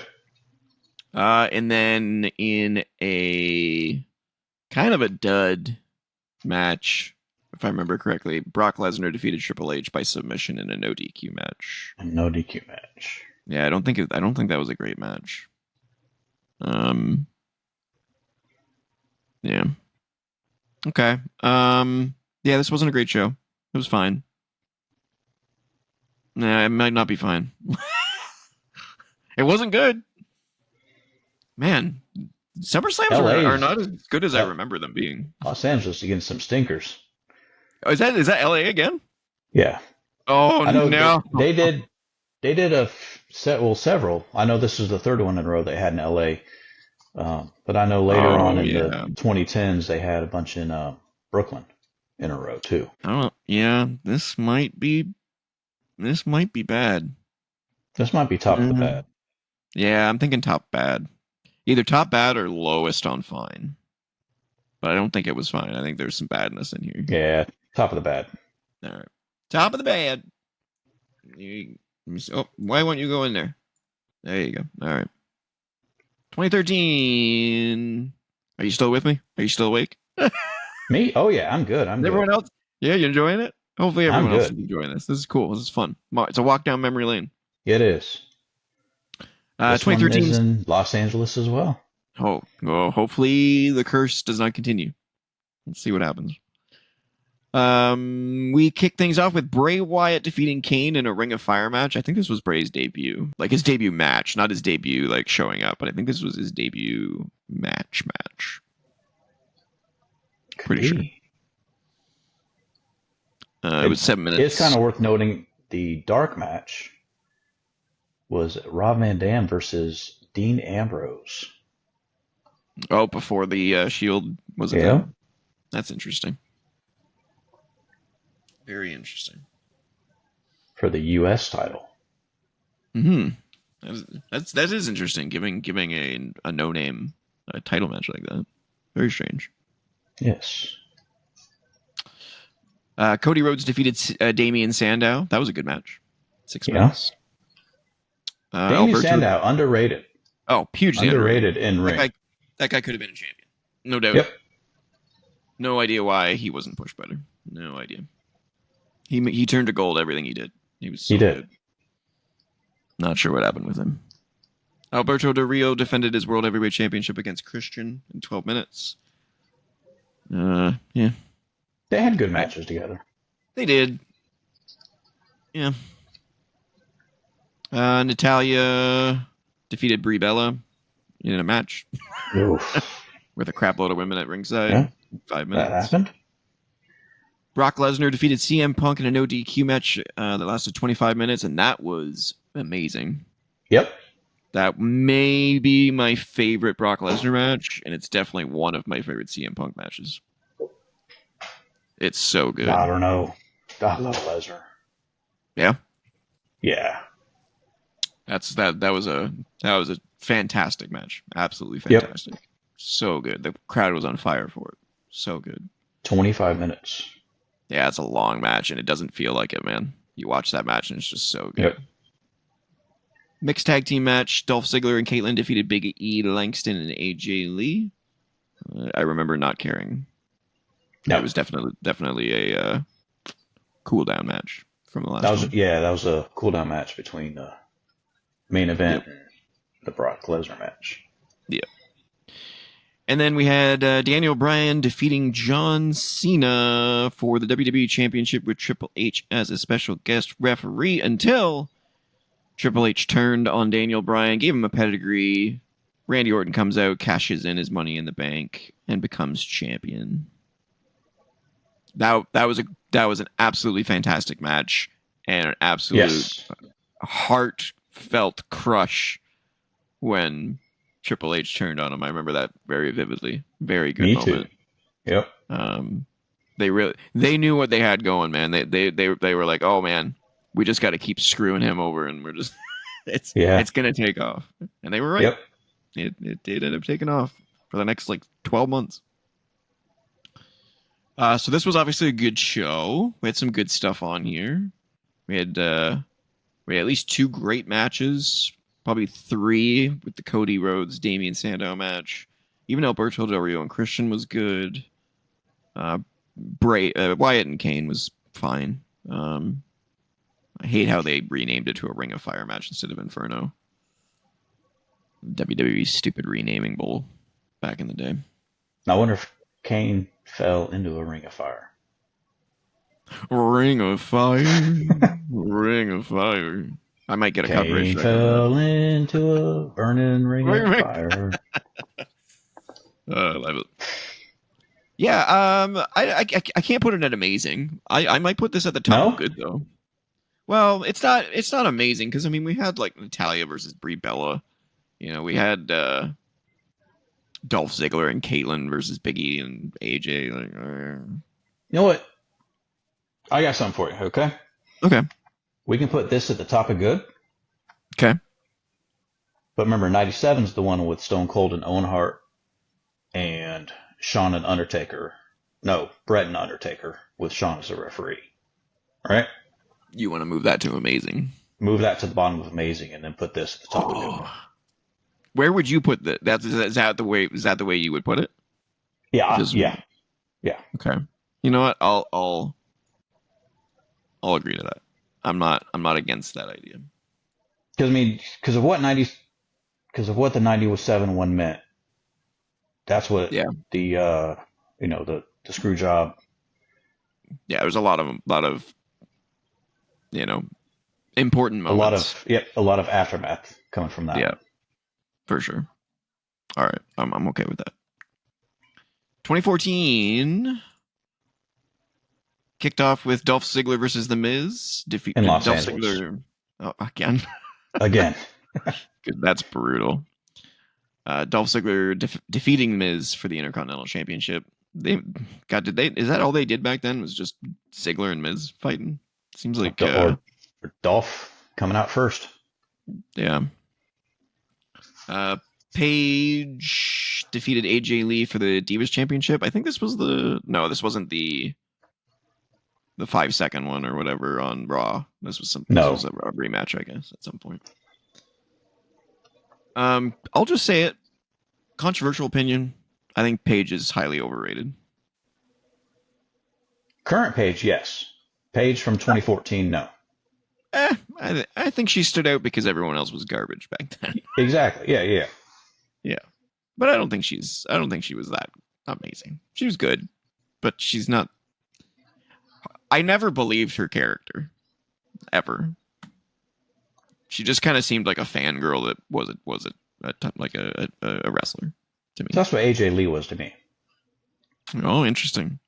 Yeah, I'd agree. I think they're both kind of in that ballpark. I don't consider either of them like amazing top level women's wrestlers. No, they're definitely not bad, but they're overrated. But for the time, compared to who they were going up against, they stood out. Yeah, 100%. Rusev defeated Jack Swagger in a flag match. Ugh. Rusev was evil Rusev at the time, and Jack Swagger was evil Jack Swagger at the time. So, like, I don't think anyone really cared about this match. Jack Swagger that Jack Swagger gimmick right now would definitely be hated. Oh, was he a good guy at the time? I don't think he was. I think he was doing the We the People thing. I mean, he was definitely doing the We the People because he had Zeb Coulter with him. Yeah, the question is, was this post Cesaro leaving We the People, or was this pre Cesaro joining We the People? Because that's very different. He kind of turned into a face after Cesaro left, and he was definitely a heel before Cesaro joined. I don't know, but couldn't have been a great match. Couldn't have been great. Yeah. Seth Rollins defeated Dean Ambrose in a lumberjack match. I don't remember that at all. No clue. Well, Bray Wyatt defeated Chris Jericho in 12 minutes. I didn't even know they fought. This is not going well. No, it's not. Oh, Stephanie McMahon defeated Brie Bella in 11 minutes. Oof. Oh man, good lord, we're getting we're getting some trash. Roman Reigns defeated Randy Orton in a singles match, 16 minutes. Oh boy. And Brock Lesnar defeated John Cena to win the World Heavyweight Championship in 16 minutes, 5 seconds. I don't remember that match. This is the one where... This isn't the Extreme Rules one, is it? No, but this is when Brock had come out Raw after WrestleMania. Oh, this was right when he returned. To take out Cena, yep. And this was the SummerSlam after it. When he did like 15, 16 Germans on Cena. Oh, was this the one where he just No, this wasn't the one where he... him. Yeah, I think so. No, 16 minutes though? I feel like it was a lot shorter than that. Wasn't it? Let's see. There's got to be something about it. Oh, no, you're right. Yeah, the match was a one-sided beatdown. I can't believe I can't believe that lasted 16 minutes. Wow. That's And crazy. I kind of can't believe that doesn't seem like it should be on the same card as a Roman Reigns match. Yeah, and that was That pre-champion Roman Reigns. that just seems like so long ago. I Yeah. guess I don't realize that Roman Reigns has been Yeah, towards the top of the card for that long, because Roman Reigns was on the match before this. Yeah, this was after just after the Shield broke up, I think, and they started to push Roman, and they put Seth and Dean doing random shit. Okay, well, yeah, this is not a good show. Not a good at all. You know, when the highlight of the show is John Cena getting his ass whooped for 16 minutes. I don't know. This is bad. It's definitely worse than 2012. Yeah. Is I it was thinking worse? between that and 2007. 07. Yeah, that's what I'm thinking. But we go back and look and see what 07 is. Or do you feel comfortable with that? I'll check it real quick. I'm okay with checking real quick what it was. Oh, that was the one where Triple H returned. So that was return. So that was John Cena versus Randy Orton, Batista versus Great Khali, Triple H versus Booker. Yeah, no, this one was, yeah. This is better than 14's better than that. Yeah. All right. Not by much, but it's better, I would say. All right. We're in the final 8. 8. 15. I say 10. We're at 2016. Oh, 8. Yeah, 8. Am I wrong? Is my math bad? We're in 2024. Yeah, and we're doing 2015 right now. Oh, no, we have 8 left. No, we got 10 left. 15, 16, 17, 18, 19, 20, 21, 22, 23, 24. That's 9. Isn't it? No, you're right. It's 10. No, you're right. It's 10. Oh, my God. Math sucks. Don't math, people. It's not fun. All right. Moving on. Holy crap. 2015's card's freaking huge. And we have moved from Los Angeles to Brooklyn. All right. Well, let's see if the tide turns, because that streak of LA sucked. Holy crap. That sucked. That was bad. I mean, 2013 was the only saving grace in that whole thing. Good Lord. Yes. All right. 2015, we started off with Sheamus defeating Randy Orton. Oh, my God. By pinfall in 12 minutes. How many times did they face each other? 1,000? Fatal 4-way tag team match for the WWE Tag Team Championship. The New Day defeated the Primetime Players. Billions of dollars. Los Matadores. I forgot about them with the stupid bull. And the Lucha Dragon. Oh my God. Not to be confused with the Lucha Brothers. Yeah. Who are coming soon to a WWE near you. Allegedly. Dolph Ziggler versus Rusev ended in a double count out. 11 minutes. You don't do that at a pay-per-view. Hate that shit. Oh, this is Neville and Steven ML defeated King, Barrett, and Stardust. I forgot about that tag team. Oh, yeah. Barrett and Stardust. 7 minutes. Ryback defended his Intercontinental Championship in a triple threat against Big Show and The Miz in 5 minutes. Oof. Yikes. Dean Ambrose and Roman Reigns defeated the Wyatt family in almost 11 minutes. A tag team match. Interesting. They had already broken up the Shield. So I guess this was just another one of those random reunitings. No, they hadn't broken up the Shield. I don't think. Are you sure? No, I mean, they had Seth Rollins versus Dean Ambrose a year previous to this. That's true, yeah. I think this was just a random thing. Yeah, because the next match was Seth Rollins in a winner-takes-all match against John Cena for the World Heavyweight Championship and the United States Championship, and Seth Rollins won. After Jon Stewart turned on John Oh, Cena. yeah. God, that was bad. Oh, that was horrible. Terrible. That was awful. Why would you book a celebrity in a main event like that for your Yeah. title. Did you not learn from David Arquette? Well, I mean, to be fair, that wasn't the main event, No, it wasn't. No, they kept going, but unfortunately. I mean, it was Cena. It should have been the main event. Yeah. Well, no, it shouldn't have because the main event was better. We'll get to that. Match was 19, almost 20 minutes. The actual match itself, I remember, was good. It's just the Yeah. ending that really sucked. And then in a 3-team elimination match, which I'm sure was the cool down match from the title match, Team PCB, which was Paige, Charlotte, and Becky. What a clever name that is. Teams PCB. God, that's almost, that might be worse than what is it? What's the new one? The Collective? Something Pulse Collective or something like that. The Scissor Sisters. Wow. that went to a place I did not expect. Okay. The Scissors. Fair something collective. Are they related to the Acclaimed? They could be. There you go. Okay, so Team PCB defeated Team Bad. Another awesome name for a tag team. Sasha Banks, Naomi, and Tamina. And Team Bella. Alicia Fox and the Bella Twins. All right. And then we had Kevin Owens defeating Cesaro. Just cuz. 14 Which I'm minutes. sure was a good match. Oh, I'm sure it was good. Yeah. And then in one of the best matches of Undertaker's career, we had Undertaker defeating Brock Lesnar by Hell's Gate submission in 17 minutes. In one of my favorite Taker matches. Yep.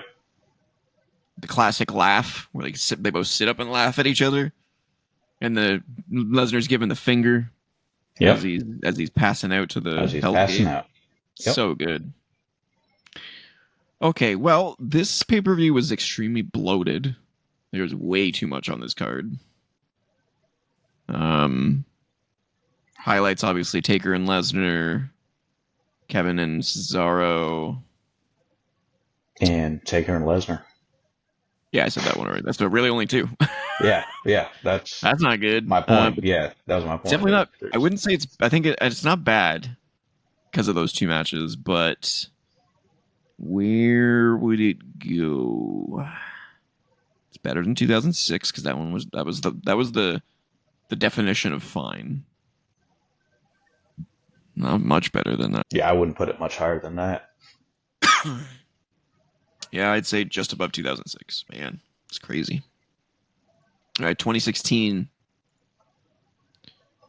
We've got. Oh my god, another. Oh my god, this card is huge. Oh wait, no, 3 of them are dark matches. Thank God. Holy crap. Oh, first time we see the Usos. Well, that was the dark match though. Yep. And Chad Gable.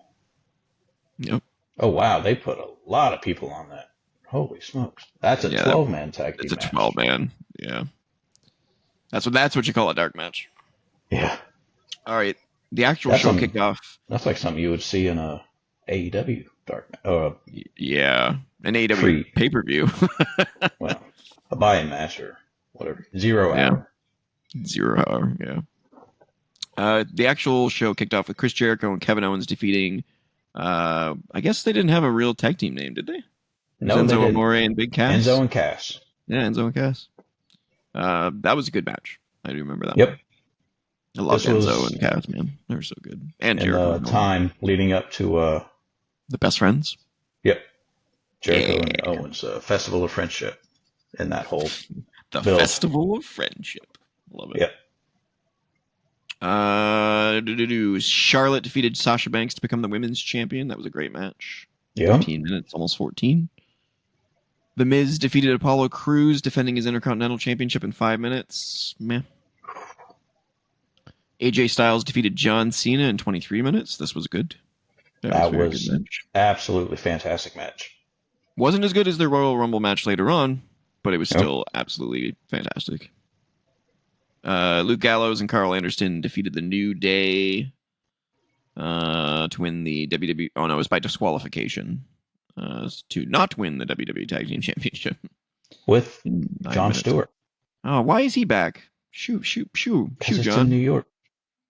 Go away, John. Stop interfering. Yeah. Dean Ambrose defended his world championship. I can't believe he won the world championship back then. That's crazy.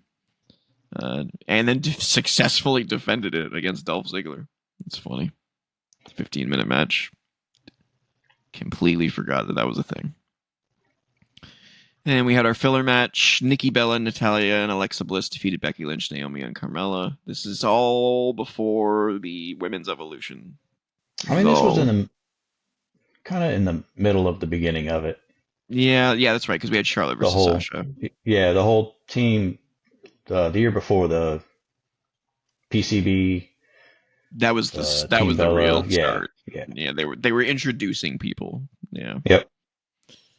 And then in the inaugural WWE Universal Championship match, where they debuted what everyone considered the most ugly title in the world at the time. Yeah. Finn Balor defeated Seth Rollins, but got injured and had to forfeit it the next night. That was not the same Finn Balor we have now. That was Finn Balor with trunks instead of pants. Yeah, because Finn wears the pants now. That was short trunks Finn. Yep, and I think it was Demon Finn too, wasn't it? Was it Demon Finn? I can't remember. I think this was a Demon Finn. This was the first time we see the Demon on the in the main event or in the main show, roster. Yeah. And then in the main event, we had Brock Lesnar defeating Randy Orton in a match that I don't remember at all. This was the one that at the end. He busted him open with the elbow strikes, busted open the hard way. Yep, which no one knew was going to happen. And people were pissed. Yep, almost caused a fight between Lesnar and Jericho backstage. That's right, Jericho. Yeah, Jericho was pissed. Yep. Yeah, that wasn't a good main event. And Finn Balor versus Seth was honestly kind of a letdown for me personally. I was like, I was expecting a lot more from Finn. Honestly, I've expected a lot more from Finn in his entire career in WWE. Yeah, we had a couple of good matches on here, but I wouldn't say it was good. maybe. What are you thinking? I'm thinking high fine. Yeah, high fine. But where? I'm thinking of just above 2011. Yep, maybe that's what I was thinking too. Yeah, yeah. Maybe either right below or right above 2011. Yeah, right below. Yeah. Oh, this list only goes up to 2019. So we'll just have to quickly talk about the latest ones.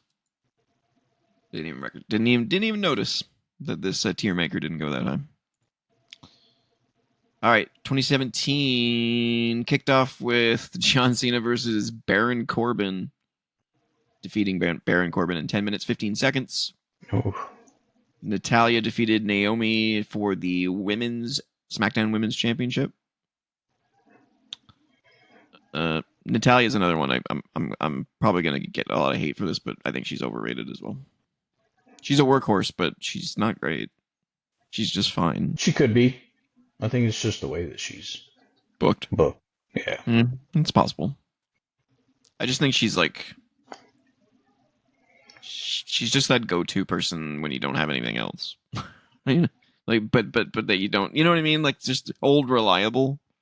Like Dolph. More than anything else. Like, not as good as Dolph. Dolph can have great matches. Natalya's just kind of there to not have a bad match. I should stop talking because the IWC is probably going to light me on fire now. Oh, man. Big Cass defeated Big Show in a singles match with Enzo Amore above the cage in a shark cage. Or above the ring in a shark cage. Big Cass plus Big Show equals a big disappointment. Next match. Yeah, it was not a good match. Also the whole shark cage stuff was stupid. It was so stupid. The only good one was the one with Jericho in it, and I don't remember when that was, but even that was not good. Yeah, it was really stupid. And I can't stand Enzo. No. Fair. Randy Orton defeated Rusev in 10 seconds, so I'm assuming he just RKO'd him and moved on. Let's see. He Yeah. won by pinfall, so I have to assume so. During Orton's entrance, Rusev attacked Orton. After the referee ruled Orton could compete, the match began. Orton quickly performed an RKO to win in 10 seconds. Look at that. Yep.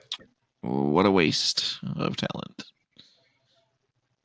Sasha Banks defeated Alexa Bliss by submission to win the Raw Women's Championship. I think that was a great match, if I remember correctly. And they at the time they were two of my favorite women's wrestlers. Yeah. Alexa Bliss still is. Sasha Banks, not so much. Demon Finn Balor defeated Bray Wyatt. I don't remember that one at all. 10 minutes. Where was this one? Was this New York again? Yeah. This was Brooklyn. Yeah, I don't remember that match at all. Interesting. Dean Ambrose and Seth Rollins defeated Cesaro and Sheamus for the Raw Tag Team Championship. Don't remember that one at all either. Another Shield reunion. 18 minutes. Wow. And the bar. The bar. Woo! Oh God. Why'd you have to remind me of that? What was their stupid saying? We are the bar. There was something before that, though. I don't remember. We don't raise the bar, we are the bar. Something like that. I don't know. Their gimmick was always dumb. I'm like, you have a Swiss guy in a kilt. Yeah. Why? Oh, so weird. Okay. AJ Styles defended his United States Championship against Kevin Owens with Shane McMahon as the guest referee. I somewhat vaguely remember this. I don't really understand what it was, though. I think it was like a Kevin Owens and Shane. Yeah, I think it was feud, right? Yeah. Yeah, that they were building towards. 17 minutes long. Ooh. Jinder Mahal. This was the Jinder Championship era. Yep. Oh, good Lord. Jinder Mahal defeated Shinsuke Nakamura to defend his WWE Championship in 11 minutes. Oh, man. That is funny. And in the main event, we had a fatal four-way match for the Universal Championship. Brock Lesnar defending against Braun Strowman, Roman Reigns, and Samoa Joe in a 20-minute barn burner, I would say.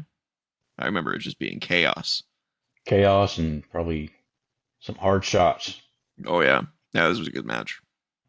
Terrible stipulation, though. Yep. That ruined it.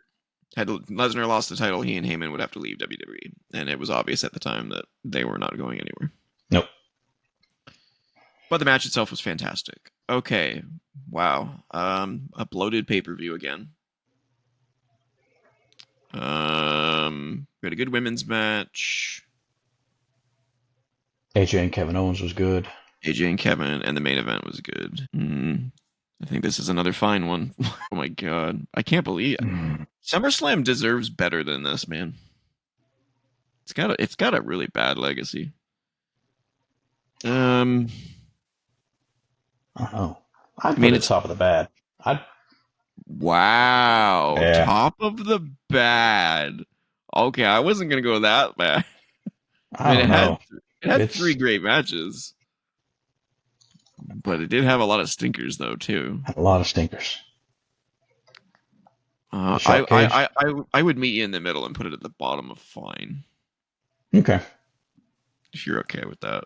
I think it's better than that, but I can come down a little bit. All right, 2018. What was 2018?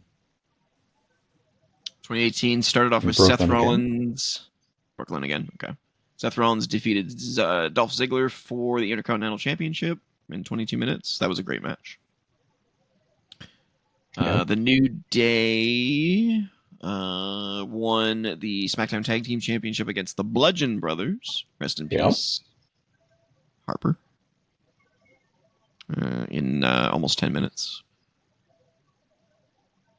Braun Strowman defended his Money in the Bank contract because reasons against Kevin Owens and won. So he kept his contract. A minute 50. Oh, wow. Why would we bury Kevin Owens like that? Okay. This was still during the Vince hates Kevin era, clearly. Yeah. Vince was an idiot. Kevin should have been Kevin should be like one of the top people in the company right now. Brutal. Charlotte Flair defeated Carmella and Becky Lynch in a triple threat match to win the SmackDown Women's Championship. As she should. Yeah. Against those two. Yeah, this was before. I mean, Carmella was never great, but this was before Becky Lynch was really like hitting her stride. Yep. Samoa Joe defeated AJ Styles by disqualification. And how? How? In 22 minutes. Another stupid Vince disqualification. And why was this so early on the card, too? Oh. Joe continued that's when Joe was taunting his wife and, getting personal with AJ's wife. And that's why he got disqualified? Yeah, Joe continued to taunt Styles' wife and child, who were in attendance at ringside, and irate Styles attacked Joe through the barricade, attacked security personnel, and struck Joe with a chair, causing a DQ. Well, I mean, that's better than, I guess that's better than other stuff, but that's kind of a weak way to get out of that. The Miz defeated Daniel Bryan by pinfall in 23-minute match. Wow. That's a lot of time. They gave Miz versus Daniel Bryan in a grudge match more time than the championship match. Really? Yep. Why? Was that like a hot feud? Oh, was that when Miz was going? No. What the hell was that? No, because that was after Bryan had retired. Yeah. Wow. I don't know what the hell that is. That's weird. Okay. The Demon Finn Balor defeated Baron Corbin in 1 minute, 35 seconds. Okay. Shinsuke Nakamura defeated Jeff Hardy to retain the United States Championship in 11 minutes. Ronda Rousey defeated Alexa Bliss by submission to win the Raw Women's Championship in 4 minutes. Ugh. I mean, as she should. Yeah, but man, I felt for Alexa Bliss, man. She's so good. And Roman Reigns defeated Brock Lesnar for the WWE Universal Championship in 6 minutes. Minutes before the match began, Braun Strowman showed up, stating his intention to cash in the Money in Bank on the winner. But he didn't. Remained at ringside, and he did not. Interesting. Yeah, not a good show. Yeah. I feel like a broken record, man. Am I negative, or are these shows just that bad? They're just not great. Yeah, they're just not good. Anyone who says SummerSlam is one of the big four, this is why I don't think it's one of the big four. Like, it's a fine show, but it's not. It has historically, it's been fine. It hasn't been amazing. Crazy. Yikes, there's some bad things on here. I wish I knew more about Miz and Daniel Bryan. That's a weird one. Samoa Joe, that match ending in disqualification is brutal. Braun Strowman having the contract on the line is stupid. Yeah. Yeah, this might be bad. I'd put it at the top of the bad. Oh, yeah, I'm okay with that. With that. Yeah, this is bad. 2019, this is the last one that we have on the tier maker. Kick things off with Becky Lynch defeating Natalya by submission to keep her Raw Women's Championship. What? I don't remember this at all. Goldberg defeated Ziggler in 1 minute 50 seconds. Was this when Goldberg first returned? Or was this just like an interim weird match? Wow, what a waste. Yeah. Wow. I can't remember Okay. where this fell into the The pantheon of Goldberg run. Goldberg returns. Yeah. Weird. AJ Styles defended his United States Championship against Ricochet in a 13-minute bout. That match was good. I remember that one. Yep. That one was real good. Bailey defended her women's championship against Ember Moon in 10 minutes. That one was decent. Yeah. Decent match. Kevin Owens defeated Shane McMahon with Elias as the special guest enforcer. In a 9-minute bout. So they were hinting at the feud a year ago, and then a year later they have a match. Yeah. That's really weird. Okay. Charlotte Flair defeated Trish Stratus by submission in a 16-minute bout. I think I remember that one being really good as well. Yep. So this was in Toronto. Ah, nice. When, I did not go to this one. Trish came back. Kofi Kingston defended his WWE Championship against Randy Orton in a double countout. Why? Orton Why taunted would you- Kingston's family, who were in the front row, and a brawl ensued between the two. Lame. You couldn't put Kofi over Randy, eh? All right. Be that way. I guess not. The Fiend Bray Wyatt defeated Finn Balor in 3 minutes. This was the debut of the Fiend. Oh, that's right. Yeah. Oh, yeah, and it was the red lights. Yeah. Ugh. Awful. Yeah. Give me one second. Yep. I can hear you, though. He's still listening, ladies and gentlemen. He's Yes. just getting up. He's walking around. He's a ghost image. He's floating. And I'm back. And he's back. Look at that. And Seth Rollins in the main event defeated Brock Lesnar for the Universal Championship in 13 minutes, which was okay. Yep, which is good. Okay, so we have 1, 2, 3, 4 decent matches on this card. So we're probably back in fine territory again. Is that what you're thinking? I'm thinking high fine. Probably. I'd say low is good. Oh wow, we're going up. Yeah, okay. Yeah, I'd say low is good. Really? Okay. Yeah. I'll concede. I would put it in fine, but I'll concede. Well, where would you put it in fine? Probably above 2011 is where I would probably. Okay, that works. You're okay with that? Yeah, I'm okay with that. All right. So I don't have blocks for the remainder, but we'll quickly go through them. Okay. Do you want to skip 2020? Because I think that was the Thunderdome. That was Thunderdome. Do we want to do that one? Well, we can skim through it real quick. Okay. I have to assume it's probably going to be trash. But what do you want, buddy? Being a silly boy. He's sick. You're sick. Yes, you are. So you're needy. I know. You can hear it in his meow. I don't know if you can hear his meowing. I hear it. He's got a cold meow. Come here. You're sick. So you want more attention than normal. Down. Okay. He wants attention, but not a lot of attention. Apparently. He just doesn't want to be on camera. No, he doesn't. Okay, so the 2021 was the Thunderdome era. This was Bailey defeating Asuka by pinfall for the SmackDown Women's Championship in 11 minutes. The Street Profits defeating Andrade and Angel Garza for the Raw Tag Team Championship. Mandy Rose defeating Sonya Deville in a no DQ loser leaves WWE match, which is hilarious because that was after they split up.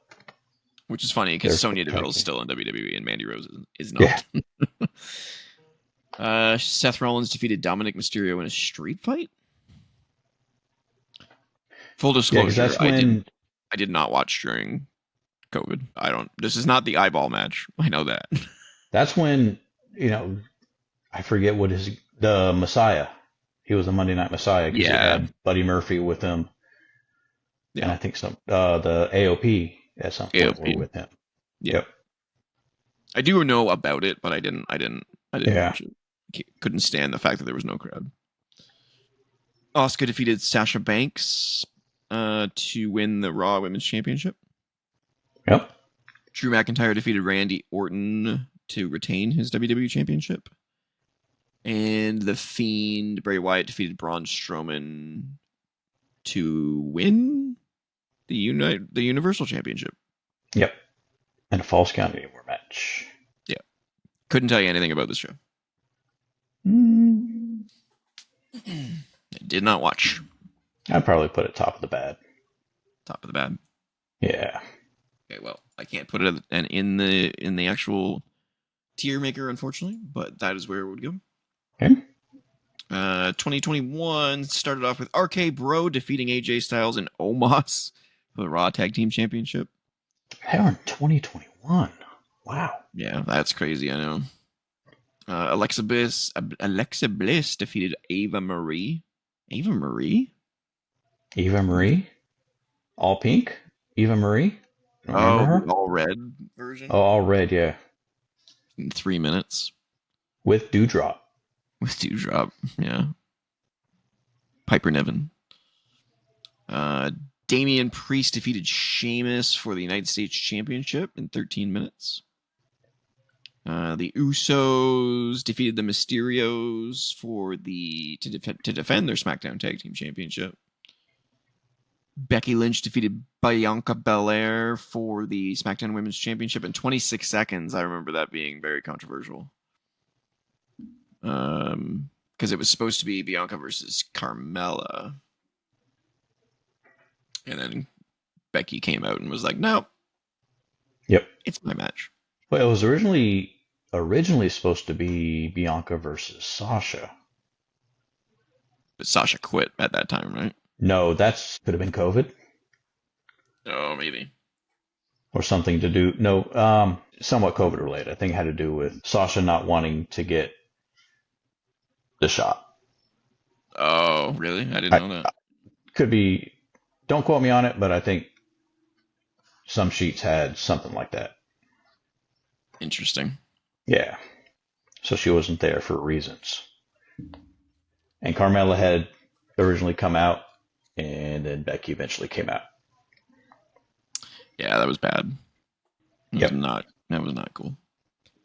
Drew McIntyre defeated Jinder Mahal because reasons. 4-minute match. Charlotte Flair defeated Nikki Ash and Rhea Ripley in a triple threat match to win the Raw Women's Championship from Nikki. That one was pretty good. Yep. Edge defeated Seth Rollins by submission in a 21-minute match. We got a run-in. Yeah, was that the one where Edge came out to like the Brood? Was one of that matches that we came out to the Brood sort of thing? Could have been. I think so. Yeah. That was one of them, I think. Yeah. Bobby Lashley defended his WWE Championship against Goldberg by referee stoppage. Referee stoppage. I don't know. Maybe he had him in the Hurt Lock and just wouldn't let go. Think so. And Roman Reigns defended his Universal Championship against John Cena, and I think Lesnar came out right after the match was over. Is this the one? I think that's the one where he debuted his ponytail. The cowboy. Yeah. Oh, the cowboy. Yeah. Let me make sure. Yeah, he did right after the match. Yep. There it is. So this was a decent show. Let's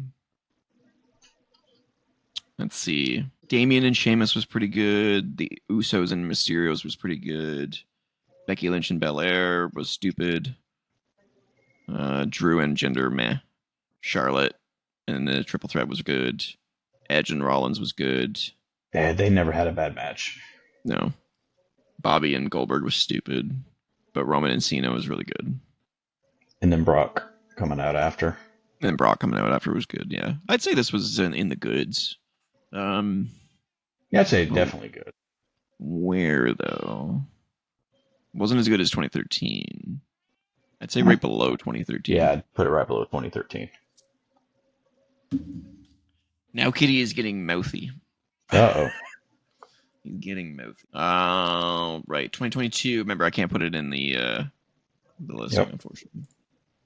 I wish I had known that. I would have input my own version in there. Oh well, what can you do? 2022 kicked off with Bianca Belair defending her Raw Women's Championship against Becky Lynch. And actually, before this was supposedly the first PLE pay-per-view after the original Vince kind of stepping back. Oh, okay, so this was maybe right as things were changing. Yep, right as things were changing. The Vince era was over. Yep. So Belair defeated Becky Lynch to defend her Raw Women's Championship. Logan Paul defeated The Miz. Just in a singles match. After the first match, though, that's when Bayley came back, along with Dakota Kai and Io. Io, that's right. Yep. Damage Control. Yep. Bobby Lashley defeated Theory by submission to defend his United States Championship in 4 minutes. The Mysterios defeated the Judgment Day, which was Finn Balor and Damian Priest at the time, in a no DQ tag team match in 11 minutes. That was okay. Pat McAfee defeated Happy Corbin by pinfall in 10 minutes. Which was a good match. Was it? Oh, yeah. I think so. Was that Pat McAfee's first match back? That was first match in WWE or second? First match in WWE on the main roster. He had a match against Adam Cole in NXT. Okay, gotcha. Yeah, that was a good match. I do remember his first match being his best one. His one at WrestleMania was okay too. The Usos defended their undisputed tag team championship against the Street Profits with Jeff Jarrett as the guest referee. That was really weird. Because it was in Nashville. Oh, okay. Special, literally special guest referee. That was a good match. Liv Morgan defended her SmackDown Women's Championship against Ronda Rousey. I think this was during Ronda's second run, which was bad. Yep. And in the main event, Roman Reigns defeated Brock Lesnar in a last man standing match to defend his undisputed WWE Universal Championship in also a great match. That was the one where Lesnar got the forklift out. Where he jumped down off the forklift to attack Roman. And in order for Roman to win, he had to pile all the shit on Lesnar. I absolutely love that match. Yeah, it's great. That was a great match. All right, so we have a classic on here. We have some good ones. I'd say this is a good show. Is it better than 2021? I would say it's better than 2021. I mean, I would not put this any lower than Top of the Good. Top of the Good? I mean, I don't know what you're thinking. I would put it as amazing. I absolutely love this movie. Oh, let me look at it again here real quick. I mean, I think this is when, obviously when we saw the change start from Triple H, or from Vince to Triple H. I mean, Logan Paul against The Miz, this was Logan's first singles match. Yeah. Bianca and Becky was a really good match. Where would you put it in amazing? On top. Honestly, really? I would. Wow. Yeah. I'm that high on it. Wow. Okay. I might have to rewatch this show then. Okay. All right. That's where we'll put it. The crowd was absolutely hot. Yeah, they were good the entire time, especially that last for match. Roman. Yeah, for Roman and Lesnar, they were on fire. Yep. For sure. All right, final two. 2023. Logan Paul. You can tell we're getting to the end. Logan Paul defeated Ricochet in an 18-minute match, which was very good. Yep. Cody Rhodes defeated Brock Lesnar in a 17-minute match, which was okay. I don't remember. It was okay. That. Yeah. LA Knight won a 25-man Slim Jim SummerSlam Battle Royal by eliminating Sheamus. I don't think there was a prize. I think it was just a stupid feller. Shayna Baszler defeated Ronda Rousey in Ronda Rousey's last match in an MMA rules match. 7 minutes. That was bad. It's $18. Yeah, I would not pay $18 to watch that match. No. That was a bad match. Sucks to see Ronda go out that way, but she also is happy that she went out that way because she went out the way that she wanted to with her best friend. So, and it was good for her to go out putting over Shayna Baszler. Yeah, which they haven't really done anything with her since. No. Yeah, I like Shayna. I like Shayna Baszler. I think she's underutilized. Yep. Gunther defended his Intercontinental Championship against Drew McIntyre in a fantastic match. In a banger. A banger. Which Gunther has all the time. But. Yeah. Seth freaking Rollins defeated Finn Balor to continue his World Heavyweight Championship championship reign in 18 minutes. That one was okay. It was pretty good. It was good. Yeah. Again, I'm not a Finn Balor fan, so it's tough for me. And both of these guys do the move that I hate the most, which is the Sling Blade. So Sling Blade. I just hate that crap. The Sling Blade on a pole match. Yeah. Ugh. Would not be your favorite. Who's better at the Sling Blade? Nobody, because the move sucks. I hate it. Bianca Belair defeated Asuka and Charlotte Flair in a triple threat match for the Women's Championship. This match was very good. Very, very good. After which Io Sky. Yeah, right after cashed in her Money in the Bank. That's right. To the big pop. Completely forgot about that. That was really good. Yep. And then in the main event, we had Tribal Combat. The Tribal Combat match. Which was Roman Reigns defending his undisputed WWE Universal Championship against Jey Uso. Which was the first time you see Jey with his Yeet entrance. Oh, yeah, was it? Yep. Yeet. 36 minutes. Big thing in the long match. Holy frig. Big thing in the corner. Yeah. That match kind of dragged. Yeah, that means that's the longest match in SummerSlam history. Yeah. We didn't see a single one that entered the 30s. They were all the longest ones were in the 20s. Low 20s. Yep. That match was very long. Wow. Okay. Yeah, I'd put this in amazing. But it's not as good as 2022. No. So I'd put it right below that. I'd put it right below 2022. Better than 92? Better than 98? Yeah, I think so. Okay. I'll take it. You take it? All right.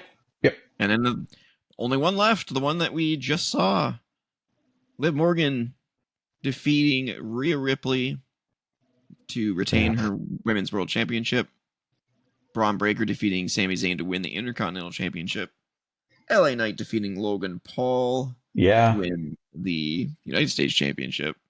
Yeah, this is the one with a bunch of title changes. Nia Jax defeating Bayley for the Women's Championship. Drew McIntyre defeating CM Punk with Seth freaking Rollins as special guest referee.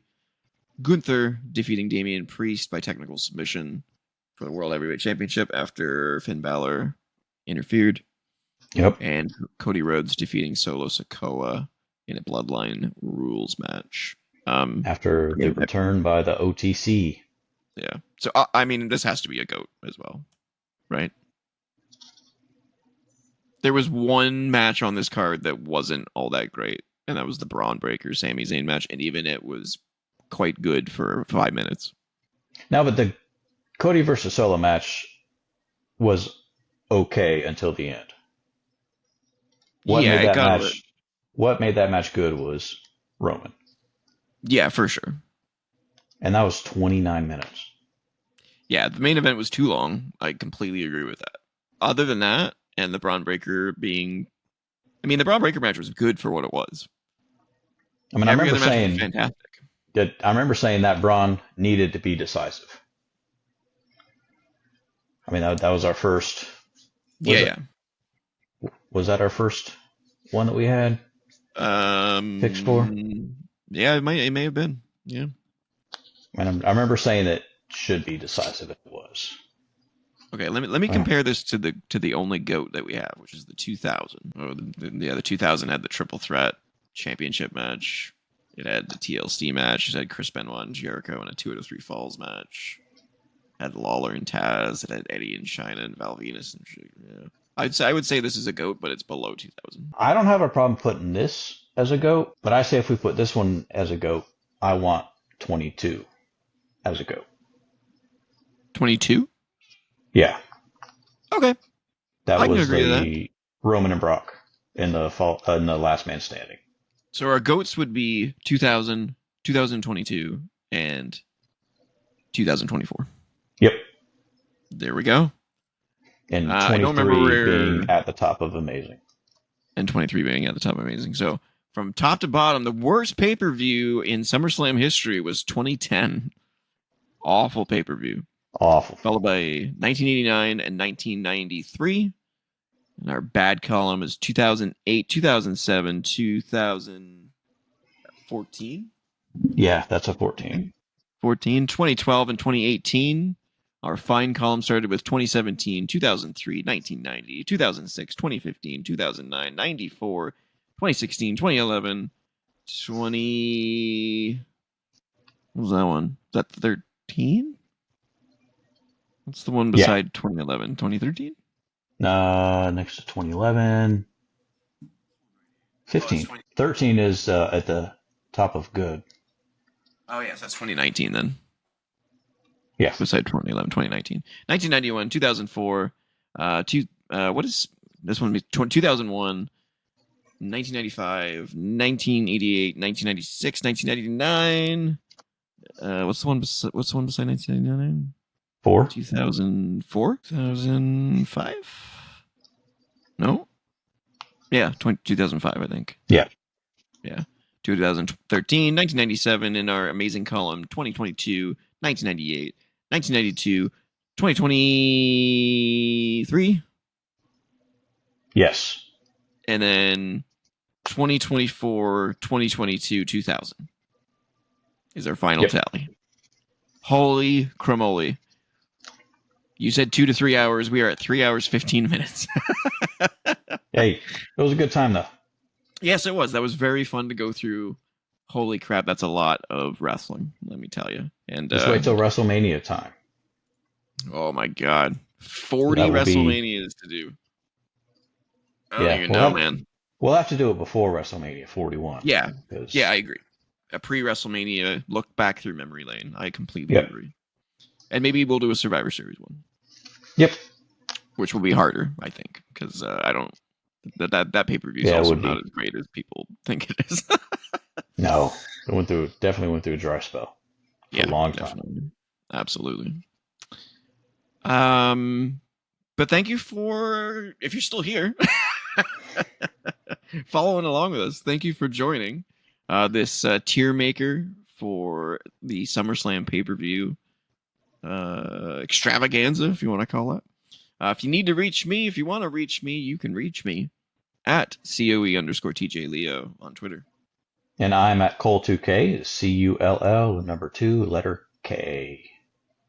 Letter K. And if you want... Letter K. I was going to say number K.